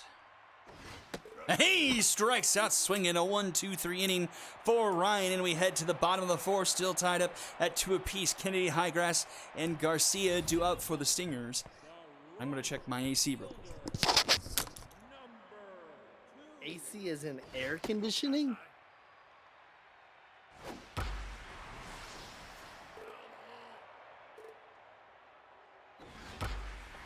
That ball is skied high, tracking back at the track, caught by Longshanks right in front of the wall. He's up Dank Highgrass. Okay, I'm back. My smart thermostat is also a dumb thermostat, in that it's like motion activated, I guess. It's got a way to tell if someone's in front of it. And if no one walks in front of it for a while, it just never turns on the air conditioning programming. And so it just gets warmer and warmer and warmer, and it's just like, come on, be smarter than that. Anyway, that's the rant of the stream. Anti-Jar, 7 strikeouts through 3 2/3. Make it 8 through 4. She struck out everyone but 4 batters. Well, 4 outs, I guess I should say, as we head to the top of the 5th here. Let's see, Ryan, 6 through 4.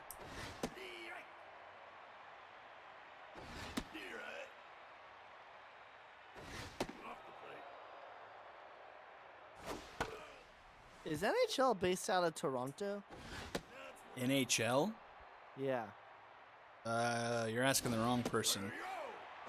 And Ryan finds the zone there and gets another strikeout. So locked in for Ryan now after the home run he gave up.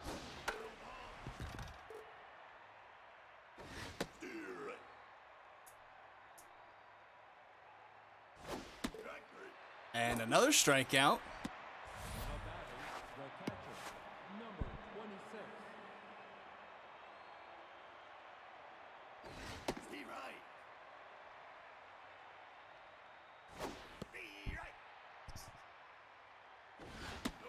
Okay, apparently it's in New York, but the Situation Room is in Toronto for the NHL, for the Stanley Cup. And a grounder to short to Salsa in time for a 1-2-3 inning, and we'll go bottom of the 5th. 2-2 still your score. Stingers only amassing 1 hit so far here off of Anti-Jar. That hit just happened to be a 2-run home run by this man, and he follows that up with a base hit up the middle.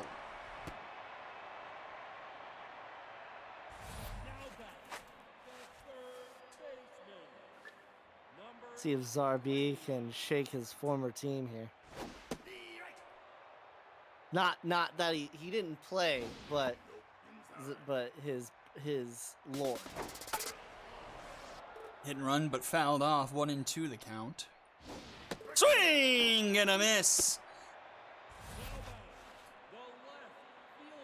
And Zarbi striking out for the 2nd time this game, bringing up Pendragon.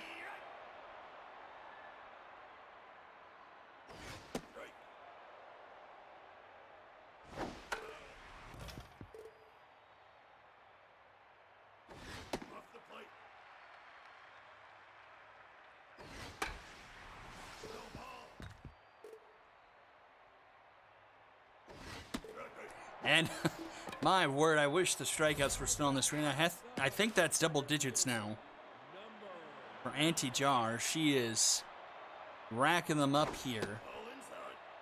And we're just in the bottom of the 5th.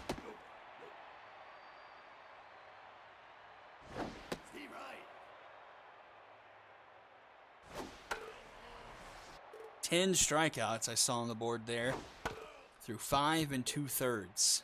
4 2/3. That one looks like it's going to just get out of play. Oh, and make it 11 strikeouts. 11 strikeouts to compare to 4 non-strikeouts. Is just about as disgusting as things can get.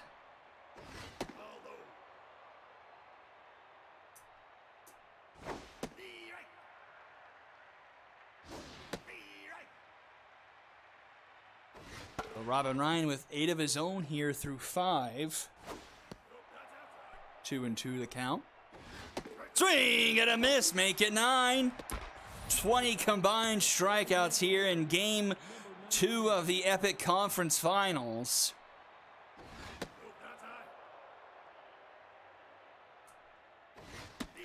And both starting pitchers aired in the same ways, basically, giving up 2-run home runs. So just about a carbon copy between these two teams in this game.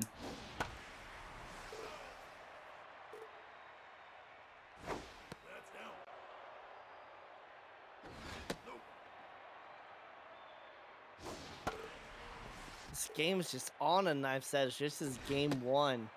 Who's gonna blink first? Oh, Oh, and make it double digits now for Robin Ryan as he strikes out his 10th and sends us to the bottom of the 6th. Can the Stingers offense get anything going here? I think they, at this point, had more luck off of Beef Boy than they've had off of Anti-Jar now. A diving stop by Bash Sluggington in time to jar one away. Jar up to 83 pitches, though, here with one out in the bottom of the 6th. But has been locked in for a very long time. That helps a bit, but that sneaks through, and that's going to be into the gap, rolling to the wall, and that's going to be a one-out double for Monica Elmenreich. And the Stingers with the go-ahead run in scoring position now for Matthew Kennedy. Jar staying locked in, though, just her 4th base runner allowed here through 5 1/3 so far. With the speed on the bases, a base hit could re-give the Stingers the lead. A 1-2 count to Kennedy. Lays off the pitch, 2-2. Fouled back.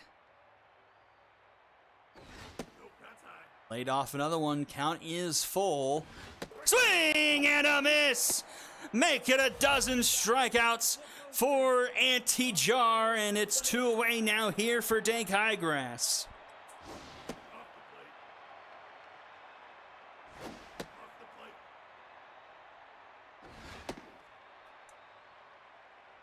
And it looks like after going down 2-0, they'll just intentionally walk Highgrass to bring up Penelope Garcia, 2 on, 2 out. Just the second walk given up by Jar. And gets ahead of Garcia 0-2.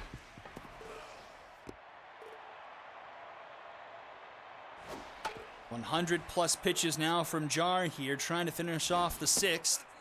That one misses for a ball. 1-2 the count. This one's fouled off by Garcia. The pressure is high here in a 2-2 game with the 2 on, 2 out here in Game 2 of the Epic Conference Finals. The count is full. Runners will go. Ball 4. The bases will be loaded. And who else than Dallas, Texas coming to the plate. And that will do it for Jar. In comes Botch Peppers Jr. I'll tell you what, Garcia had a not great Game 1. Fantastic plate appearance there to get on and bring up Texas. Oh, a pitch there fouled off, 2-1. Oh, ball 3, but swings on it, evens up the count. Now trying to protect the zone, 2-2 still. Oh, man. Oh, the pressure is high. The ball is through the left side. That's going to score a run. The Stingers retake the lead 3-2 thanks to Dallas, Texas. And here is Zarbi. Can he do anything here in this series against the Wildcats? 1-1 the count here against Botch Peppers. Fouled off 1-2. Oh, swing and a miss at a pitch well outside the zone. The Stingers leave them loaded, but do retake the lead 3-2 going into the top of the 7th.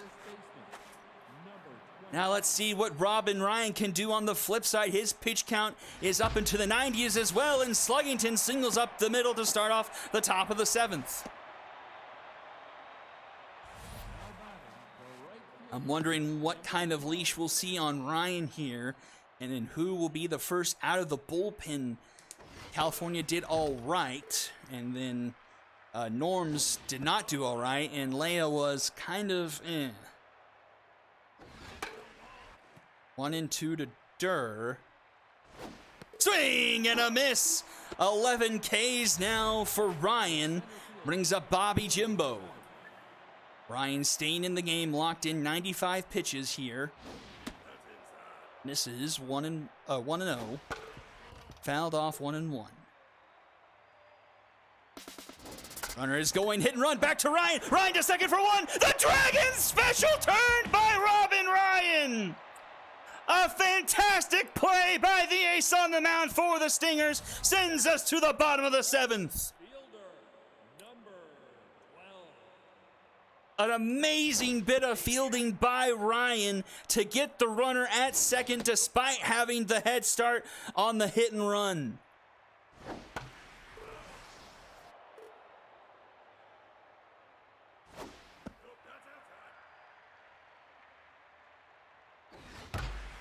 Oh, Penelope Garcia deep into left center. Doesn't have enough. That one is gone. And Garcia picks up where Ryan left off, puts a run on the board for the Stingers, and makes it 4-2. That's not Garcia, that's Pendragon, isn't it? Oh, it is Pendragon. I'm sorry. I knew that too. Didn't Penelope Garcia just get on base? I mean, the Stingers are doing what they need to do right now. You could say for both teams, they could wish that the bats were just a little better. But for the Stingers, you'll take it within the margins if you have to. And they need to make sure that when they head to Bengala, this game, this series is squared and not them facing elimination games. So my question to you is, does Ryan go out there and start pitching the 8th, or do you go to your bullpen? You need to be, I think if he lets in one base runner, you gotta change pitchers. I mean, I don't think he has much more than run base facing one batter because he's at like 95, 96 his pitches. I mean, the most I've seen from this game is like 110. We'll see where he's at, but I just don't think you risk it at a certain point. I think you bring in, not a Norms, but Leia like or Leia. California. This one's into the gap. Oh, no, it's Ooh. not. Joshua Durr. Holy cow, Durr. That was pretty. Absolutely running that one down and taking away extra bases from the Stingers. Big play there to help out Botch Peppers a little bit.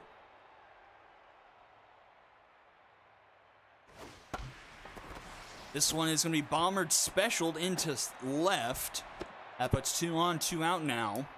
And how big is that play now? Instead of the bases potentially being loaded or having a run already come in, Peppers gets pulled here. An earned run, 4 hits, 1 inning pitch brings in the old man on the Wildcats, Abel Mars.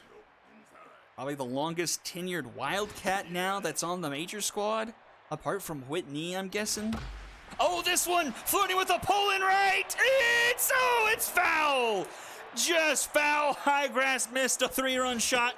Oh, and he rings him up there. Holy cow. A very dramatic 10 seconds there. A 3-run shot, but then strikeout. And we head into the top of the 8th now. And Ryan is done. Danny California comes into the game. Can she get these final 6 outs?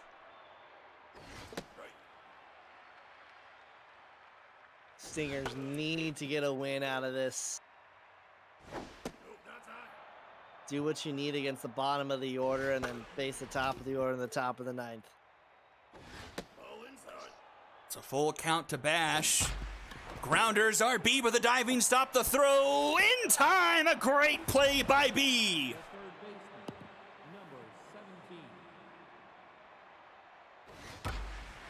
Into center. Pixel makes the catch there for at number 2.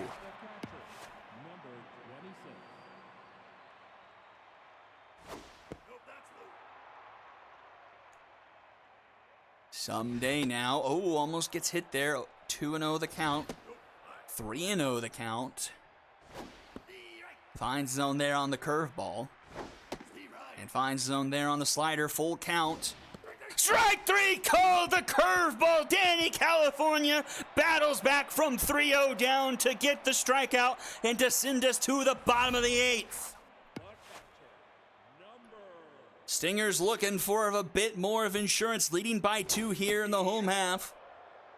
Looking to tie up the Epic Conference Finals at a game apiece. Penelope Garcia 0 for 2 with a walk. Make it 0 for 3 as she grounds out Whitney to Sluggington for round number 1. And here is your MVP of the game, apart from Robin Ryan, Dallas, Texas, accounting for 3 of the 4 RBIs tonight from the Stingers. 3 for 3, a home run, 2 singles. He's locked in, having a fantastic night. And he's not done yet. He singles for the 3rd time. Makes it a 4 for 4 evening. Now a runner aboard here for Zarbi. Wonder if he'll get pulled. He won't. I really don't know what kind of situation the Stingers bench is in. Oh, but it might not matter. Zarbi into left field. It's off the top of the wall. Runners only go 1 base as no one could get a great read on that. Off the top of the wall, missed going out by a matter of a foot or 2. But 2 on, only 1 out for Yomeko Pendragon now. I'll tell you what, if there were 2 outs instead of 1, there might have been a run scored there. Oh, Milan with a diving stop. She goes to second for 1. A Dragon special. AC Milan digging in the dirt and going around the horn to get us to the top of the 9th.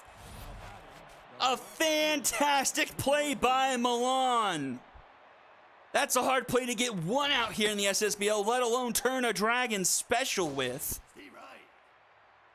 And the Wildcats now need 2 to tie here in the top of the night with their last 3 outs. And Longshanks pops this one up to Texas for out number 1. Now batting, the designated hitter, number 19. Oh, but Jackson Moore, that's a second decker, and we've got a 1-run game. No one's able to rob that one, and it's 4-3. I was just thinking in my head, how big is that home run that gets robbed in the 1st inning? It's a tie game now if that doesn't happen. Absolutely. And, this is the top of the order for the Wildcats, so they're going to bring everybody that they can here. And Jackson Moore just made it that 1 inch closer. And Whitney gets rung up there. Knee not having a great series. 1 for 5 in the first game. Got rung up 3 times in that one. And going 0 for here today. And it all comes down to Bash Sluggington. 1-1 the count and a 4-3 game here in the top of the 9th. 1-2 now the count. Swing and a miss! Sluggington gets rung up there, and the Stingers take game 2, and things are tied in the Epic Conference Finals, 1 game apiece. Guaranteed to have at least 3 games tomorrow now, as it'll take to at least game 4 to determine a winner between these 2. I mean, it's just been the way it's been for the Stingers, where it's just by the margins. I mean, they won the divisional by 1 run in each game. And then when you look back at the wild card, they beat the Serpents 4-2. They beat the Serpents 3-0. So this is a Stinger squad that is used to very low-scoring games where you're just trying to find the margins. And they'll feel a whole lot better about this series now that they're heading to the Bigata Bowl tomorrow.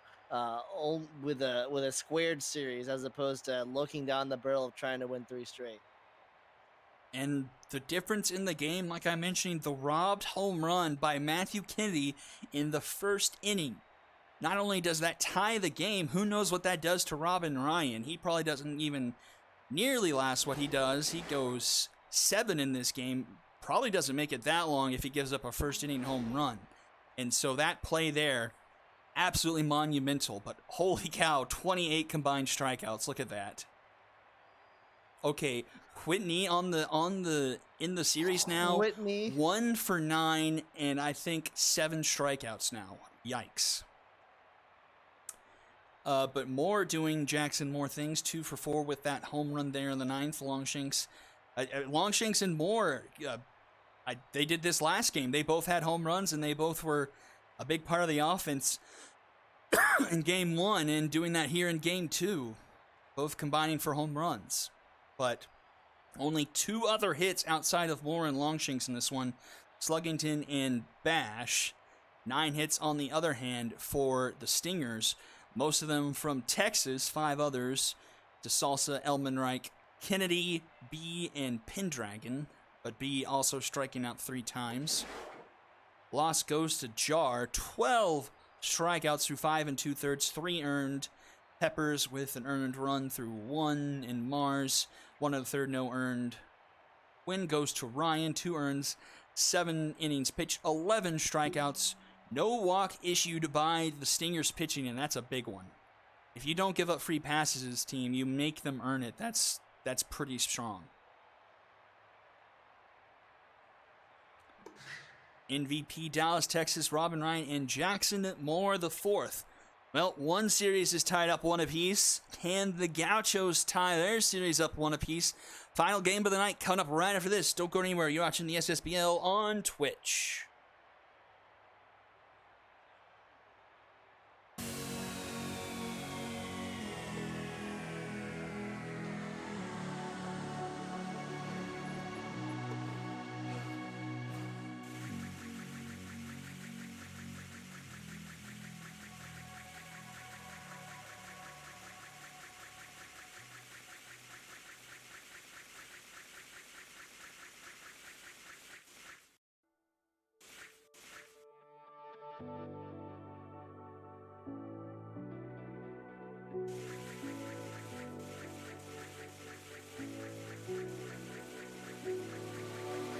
Chase the wind and touch the sky. A star's light shines on long after it dies. Oh, in the night,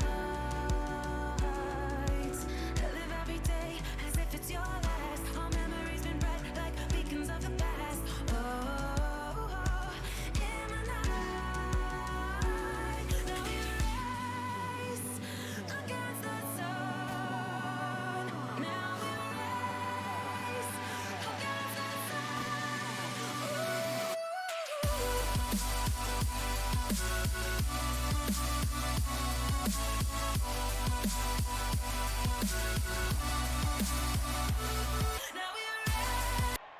Here we go, final game of the evening. The Retrievers and the Gauchos, game 2 of the Heroic Conference Finals.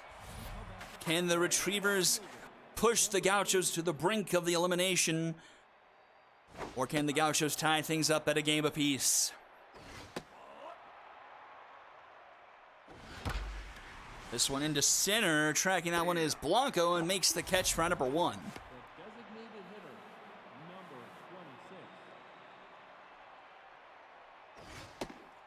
26. Isaac, what is the key for the game for the Gauchos? Like, what is the difference between the Gauchos of the last third of the regular season versus the Gauchos who, takes game 2 and 3 against a really good Lumberjacks team?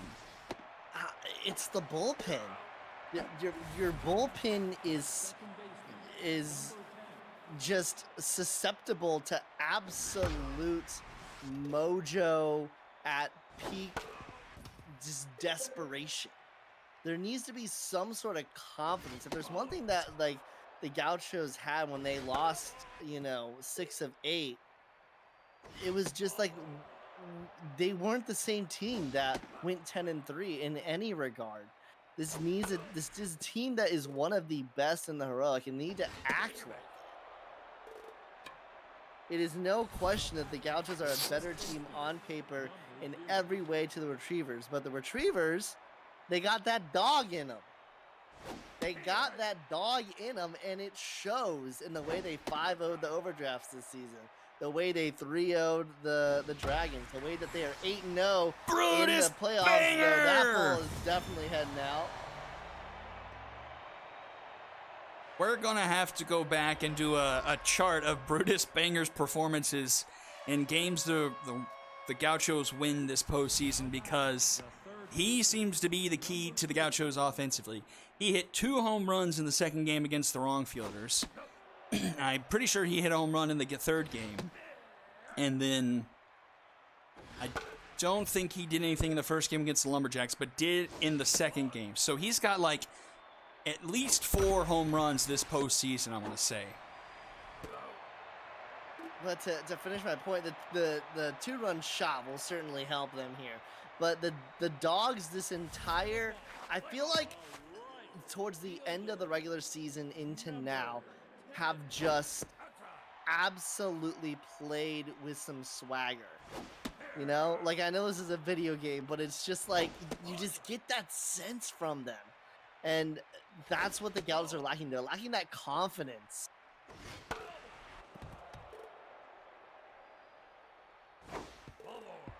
Curious. And then last time we saw the Retrievers in a postseason, they went 9-0 before, or they went with 7-0. So they're currently 6-0, rather, not 8-0 as I said before. They went 6-0. No, they went 7-0 heading into the Super Series, and they're 2 games away from doing that again. Brutus Banger had 1 home run from what we have in the regular season, and has hit at least 4 in the postseason. Quite the turnaround, kind of having that Billy O'Connell run back in season 6, where O'Connell hit, I want to say it was 10 home runs in the postseason alone on the way to that Super Series title.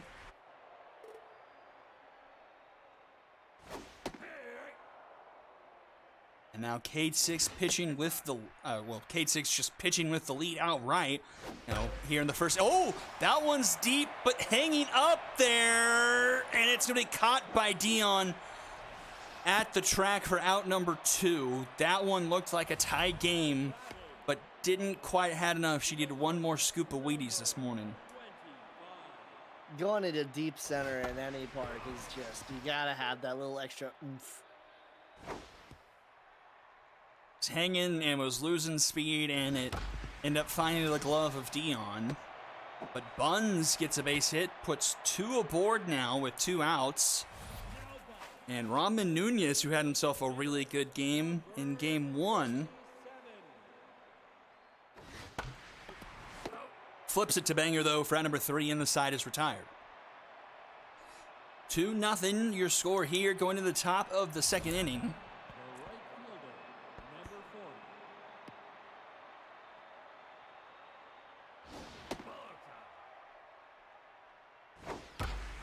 Oh man, Colin, a smoked ball, but foul just by about 10-20 feet, and ends up striking out Narwhal and getting the K there.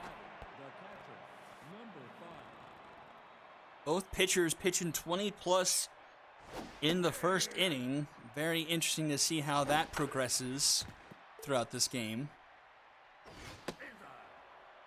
I feel like you always end up casting the games where there are those long balls down the foul line.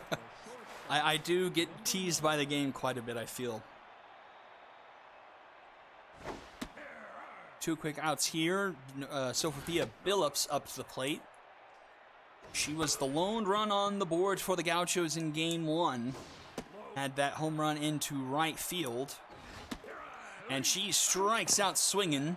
And that will send us to the bottom of the 2nd. Blanco Jr., Dickerson, and Trace McSorley due up. The center fielder, number 38.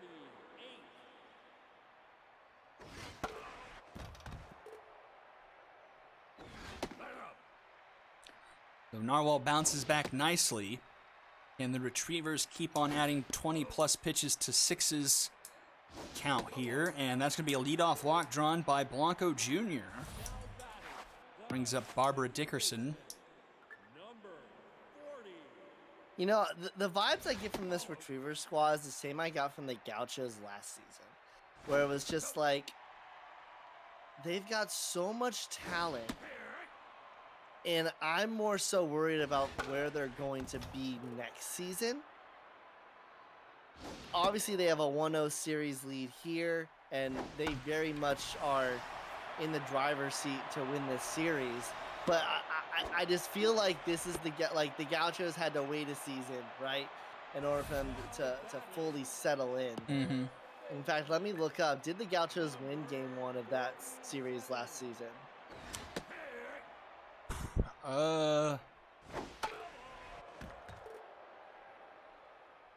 They did. They did? They did. The Gauchos won 1-0 against the Vikings at home. And then the Vikings won 3 straight, 2-0, 9-2, 5-3. That is interesting.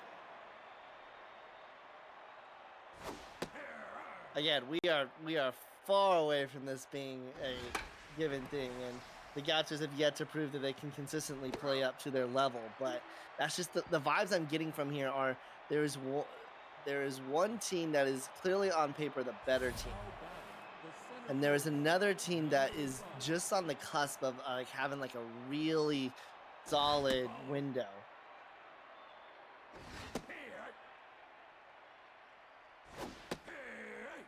Basically being a season ahead. Yes. And I feel like that's kind of a theme we've seen over the last few years of the SSBL. Like, I'll definitely say, you know, the Bombers in Season 6 were definitely, I think, ahead of schedule because, like, a lot of the players that are on the team now were still in the minors. Like, Pujols got the call up for the injury, but played in some of that series, but I don't think there was still, like, Irons wasn't on that team, Britton wasn't on that team, Iffy Jr. wasn't on that team. And then like people like Mahomey and Smitty weren't on that team. You know, that was kind of a year ahead. Season 7, like you mentioned, the Gauchos were kind of a year ahead, it felt like, and we ended up seeing that in the conference finals. And then kind of you see it, you kind of seeing it here with the Retrievers maybe. Oh man! Oh. And they don't get him. Oh, Getting out of the inning to that feels bad, man.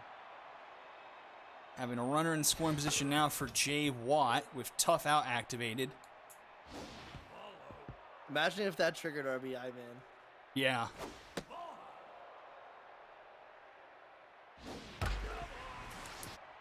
To 50 pitches now on Narwhal. But that's grounded to Dickerson, and nothing will come from it as we go to the bottom of the third.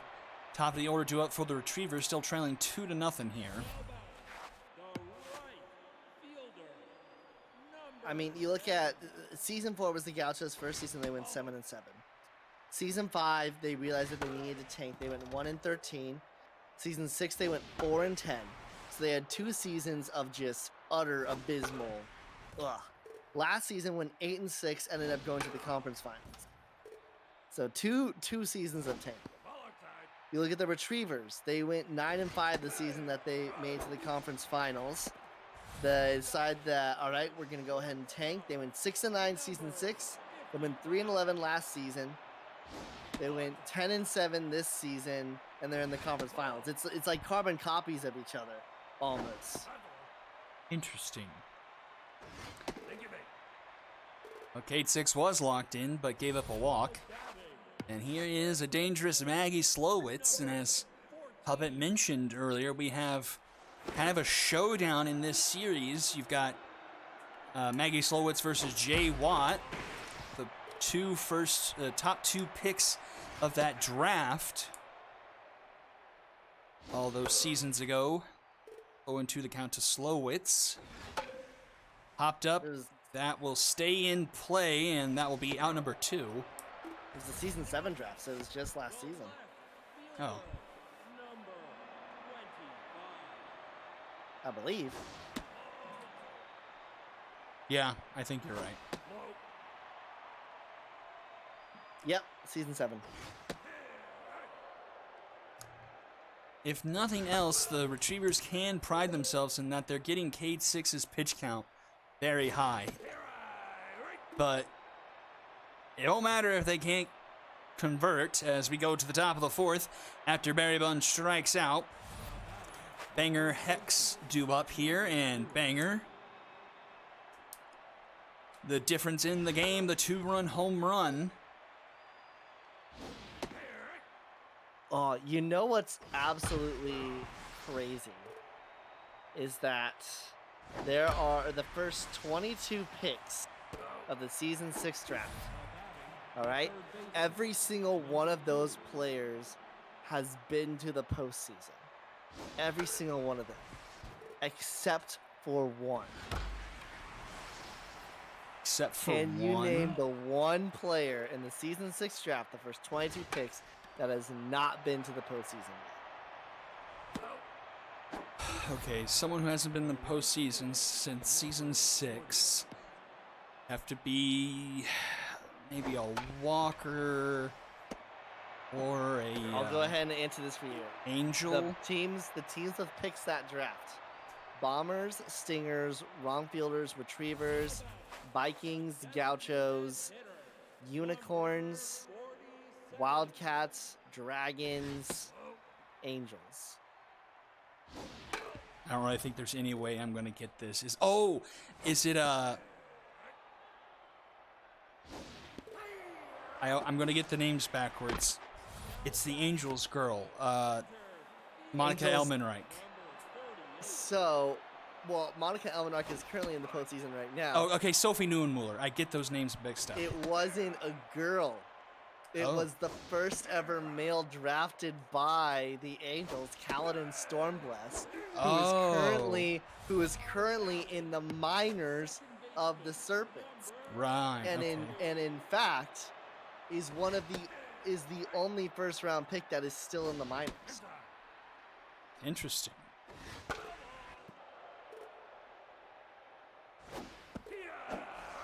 Oh, a strikeout looking, and we're to the fifth already here. Gaucho still holding on 2-0, 7-8-9 do it for them here. And the reason why I said the first 22 is because the 23rd pick was Wash Jotley, who is also still in the Serpents minor league system.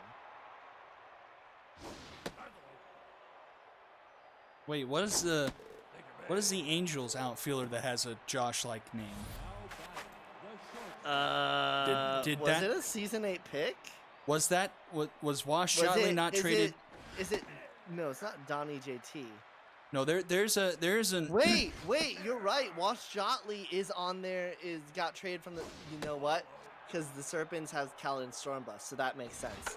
I guarantee you, whatever the trade that was, it was Jotley and Stormbless exchange. Yeah.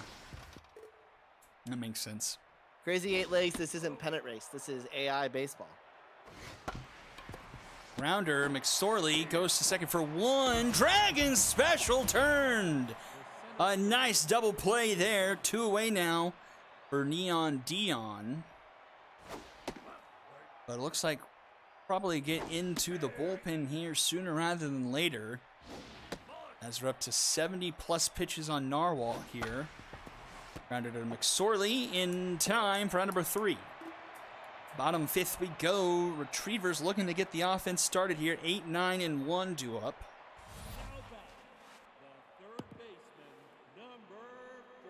Kate 6 locked in here. A hit and 3 walks, 6 strikeouts, 4 innings pitched. 70 pitches here locked in. Rounded to short. Billups in time, 1 away. Kaladin Stormbless is also the only first-round pick from the Season 7 draft that is not on his drafted team.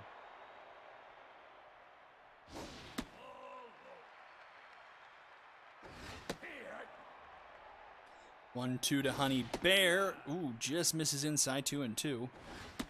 Oh, and strike 3 called. Cade 6 heating up here a bit. Bringing up a handful here, up to 7 now.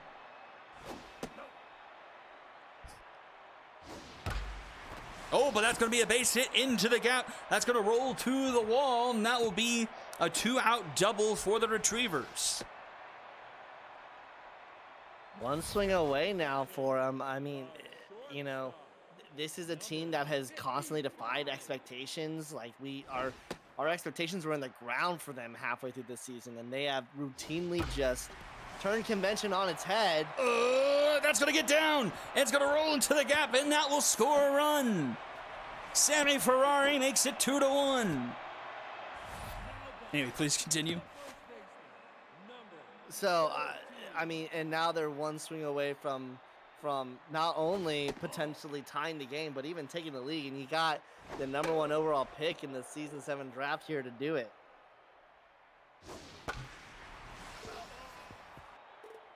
Kawashi, who did I get?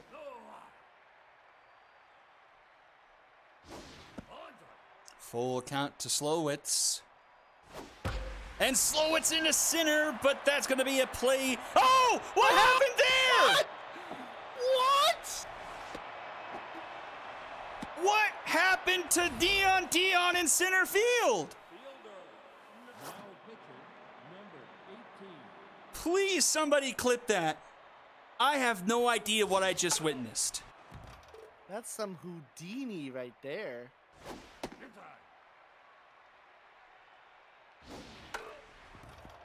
Like, it just did it go over his head? Did he? Yes. Yes. And that one's through. Runner's going to round third, head for home, and just like that, the Retrievers take the lead. Designated hitter, number 47. What happened? I'm so confused. His glove is in his left hand, and it went over like football style, throwing it into the bread basket on his right side. The left fielder, So we overran it then, I guess? No, underran it. Oh. It went over it. And watching it back, it makes more sense, but it's like he took the wrong angle to the ball. A very uncharacteristic fielding. You can't call an error since he didn't touch it, but miscue by Neon Dion in center field. The Retrievers now with the lead here with Zelda Narwhal. Okay, I have to admit this. I didn't learn until the other day that narwhals are real animals. I thought they were Really? I thought they were fake. I thought they were like a mythological creature type thing. Oh no, they're very much real. I know that because back when I was in Florida, the SeaWorld has their like Polar Express thing every winter, and narwhals are part of the exhibit. You know when narwhals mating season is? No. December. Oh dear. So all these kids would go through the Polar Express stuff, and they'd walk into the polar area, and there are the narwhals at the peak of mating season. Magic of Christmas. The magic of Christmas. Hot, hot, hot. Oh my gosh. Oh no! Narwhal throws it away! And Jay Watt's gonna go to third. Wow. Or no, tailwind. And Watt will walk, putting runners at the corners. the first baseman, number 0. Pitcher, And Grogu will come in to try and clean up the mess here. And here is Brutus Banger. Infield is playing in. We've just had all kinds of calamity here in the past couple innings. 1-2 the count to Banger. Came in on Goo. Swing and a miss! A big strikeout for Goo! the third baseman, number 2. Infield playing normal now. 2 down. Runners still at the corners for Athena Hex. 2-0 the count. Zelda saw what Dion did and said, I could do that. You're supposed to let the ball go over your head? Okay, whee! And Athena Hex will walk. The bases will be loaded for Donier Colin. Big moment here. Can the Gauchos tie things up or retake the lead? Plenty of speed on the base pass. And running on contact. Could bring home 2 with just a base hit. 1-2 Cannot the leave. count. K-Man Cannot. activated on Goo. Cannot leave runners stranded in the conference finals. This one's gonna be down. That one's into left. 1 run scores. Another one scores. The Gauchos retake the lead 4-3. I'll tell you what, Buns, great there to stop up the ball. That nearly got past him. And that could have been well more than 2 runs coming in, the 1-run lead for the Gauchos. Sammy Ferrari at short tried for it. Oh, this one is deep. I don't think it has No. enough. It's going to die in front of the track. But the Gauchos plate 2 retake the lead 4-3 going into the bottom of the 6th inning. 6, 7, 8 do it for the Retrievers, trailing once again. Center fielder, number 38. But Ferrari trying to make the play there, but it was well over her head into left field. But like you said, a great play by Buns cutting it off before it let more runs score. Yeah, Dion just had the wrong angle on it. He underjudged how far it was going to be going. If you watch the line he took, he could have gotten there with plenty of time if he had just took a steeper angle. And Poodle Starfire already doing better in this game than she did in the first, recording 2/3 of an inning now.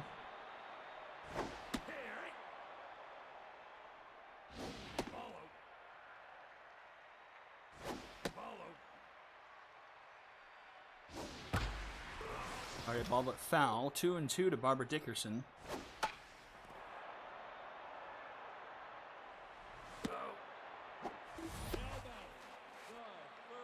There's Trace McSorley.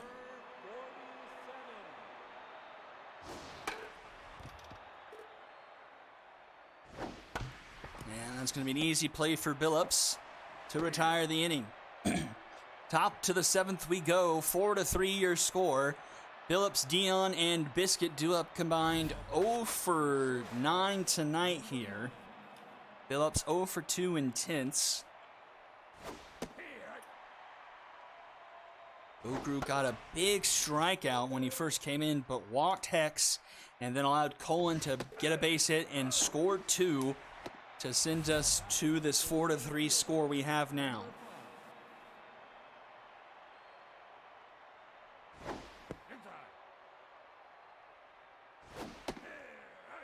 1-1 the count now to Neon Dion. This one in foul territory. McHenry tracking it, but can't get to it in time.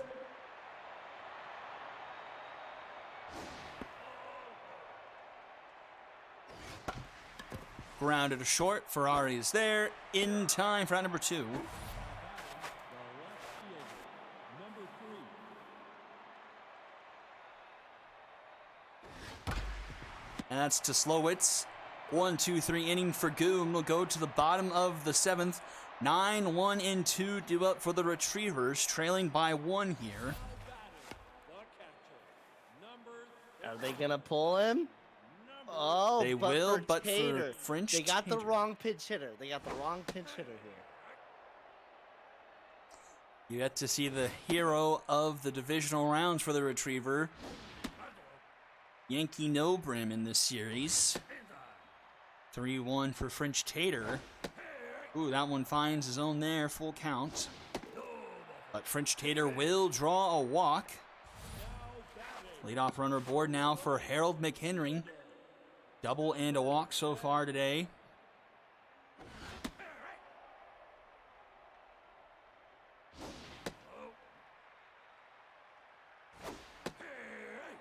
One and 2 to count. Swing and a miss. Big strike out there, one away. Here's Sammy Ferrari. Also 1 for 2 with a double and a walk, but an RBI as well.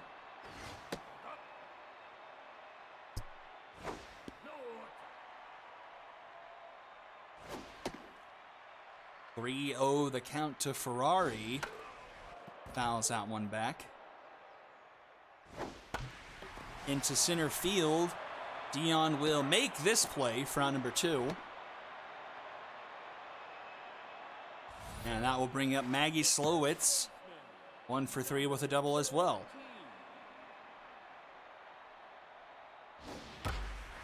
High fly ball into left field. Got a bit too far under that one.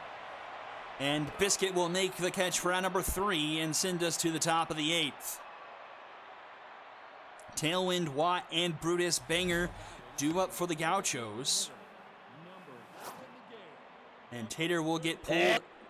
And your friend and mine, Jet Mead, behind the plate. Finally!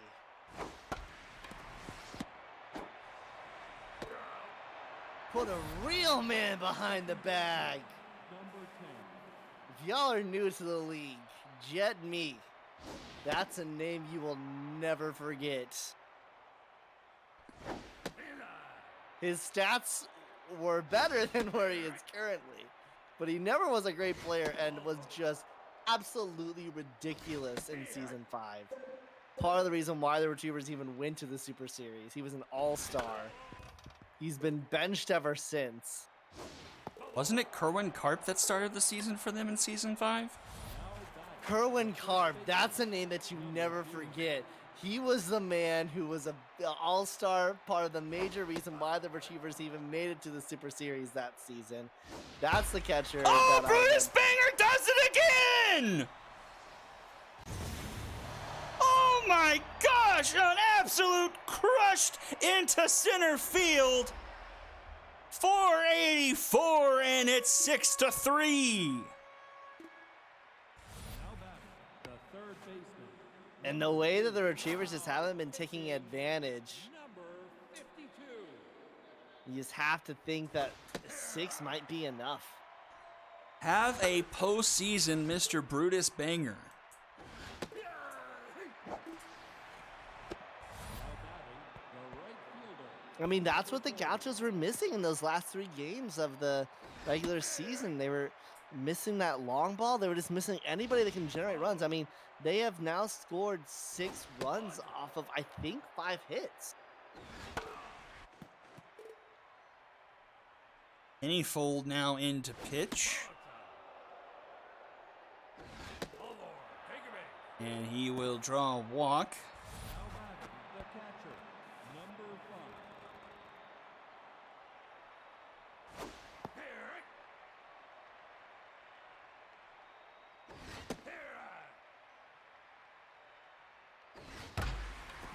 5. And this one's deep into right. Back it goes. And that one is gone. The Gauchos remember how to hit. And it looks like we're going to be headed into tomorrow night with 2 series tied at 1 apiece. The Gauchos just know how to rebound after a bad loss. They lost 16-1 to the Lumberjacks. Next time they came out, they won 4-1. It wasn't a huge win, but it was a huge motivational win. And this is what we're seeing here.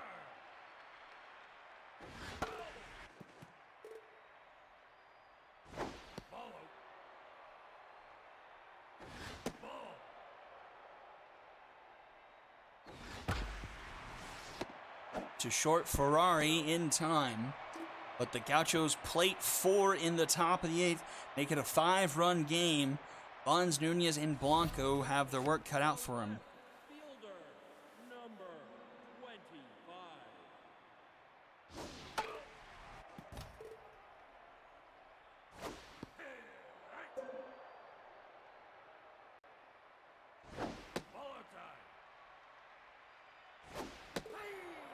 And Buns doesn't help things out as he strikes out. 1 away. And Starfire, with a complete reversal of what she did in game 1, actually goes 2 2/3 and only gives up, I think it was a hit and a walk. And it's just a flip of the switch for the Gauchos. It's night and day. It's just so weird for this team. They just don't have the consistency. Like, they routinely, on paper and in most games, look like one of the most intimidating. Like you when you're going to face the Moonshots in the regular season, right? Back when the Moonshots meant something. Like, that's the feeling that you get with this team. And there's just other times where it just doesn't click. But when it clicks, and it clicks hard. Number 5. Nice attempt there by Ferrari, but doesn't come up with the out. To be frank, if Dion remembers that he has a glove, this game is 8-1. Yeah. I think this is what we were expecting from the Gauchos this season. And to be fair, it kind of reflects both of these teams, where they've had flashes of brilliance and then just really questionable moments. So it only surmised that the conference championship between them two would feature both of those Jekyll and Hydes from both teams. Number 26.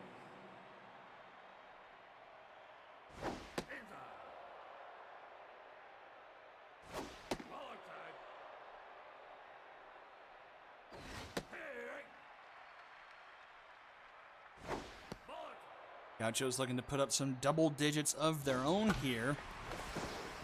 And that one gets past the second baseman. Runner's going to come home. The throw to the plate is not going to be in time. Cut off by Slowitz anyway. And the Gauchos played another 9-3 now. And that will do it for Pennyfold, and in comes Jorge Watsky.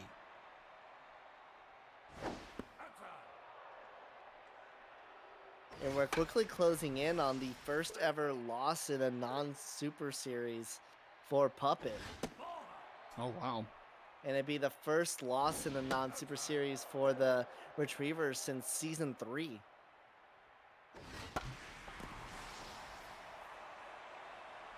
This one's popped up for McHenry for out number 1. Runner will tag up, go to third at the corners now, one away. And Brutus, banger. Finally coming into his own here in the postseason of season 8. Drafted by the Bombers organization and then flipped to the Gauchos at the season 6 trade deadline, if I remember correctly. Sir. Looks like we're back to a best of 3. The third baseman, number 2. Bases loaded for Athena Hex. Why do we even bother with best of 5? Clearly best of 3 is where it's at.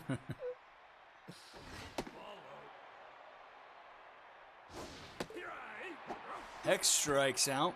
2 down now. The right fielder, And Colin, the man who got the Gauchos the lead that they have not relinquished, comes up. Colin.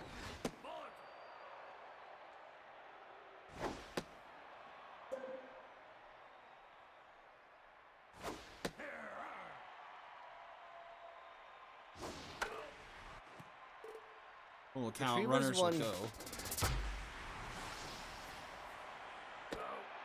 Retrievers won what? Retrievers won. Sorry, your stream broke up on my, like your share broke up, so I didn't hear you speaking. Retrievers won game 1 by 10 runs, and Gauchos are only leading this one by 6. I mean, heck, what was the overall, what was the aggregate scoring of the divisional round between the Lumberjacks and the Gauchos? I feel like the Gauchos probably still lost that. Let's see, plus 15, plus 12, plus 5, Lumberjacks.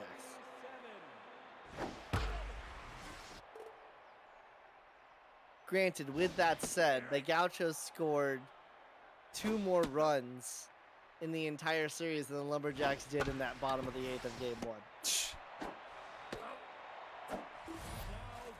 And it is fitting that Jet Me is here to take this final at-bat in this game.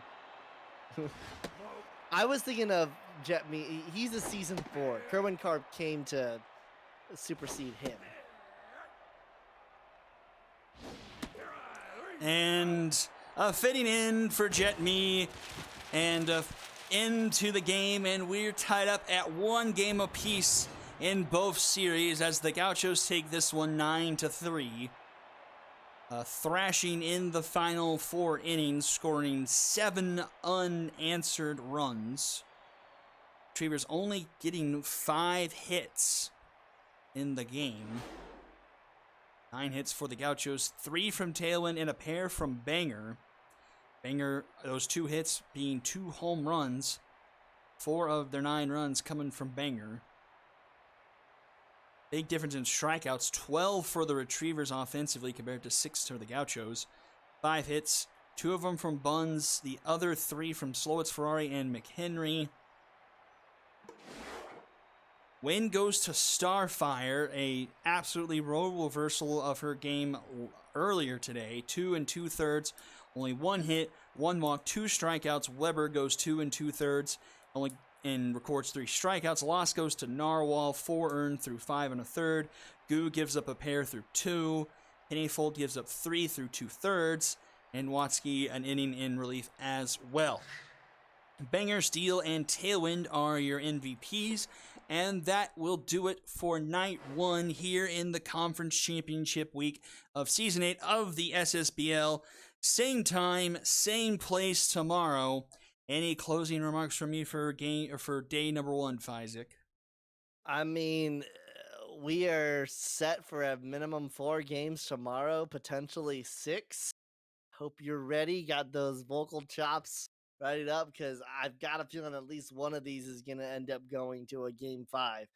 And you know, the thing is that the Stingers Wildcats have proven that it's going to be a pitching battle, whereas for Gouges and Retrievers, it's just been one-sided each way. So we'll see what they do now with the Gouges at Motor Yard and the Wildcats at Bingott at Bull. Wildcats will look to replicate what they were able to do against the Stingers in game 2 of the entire season, game 1 for each of them.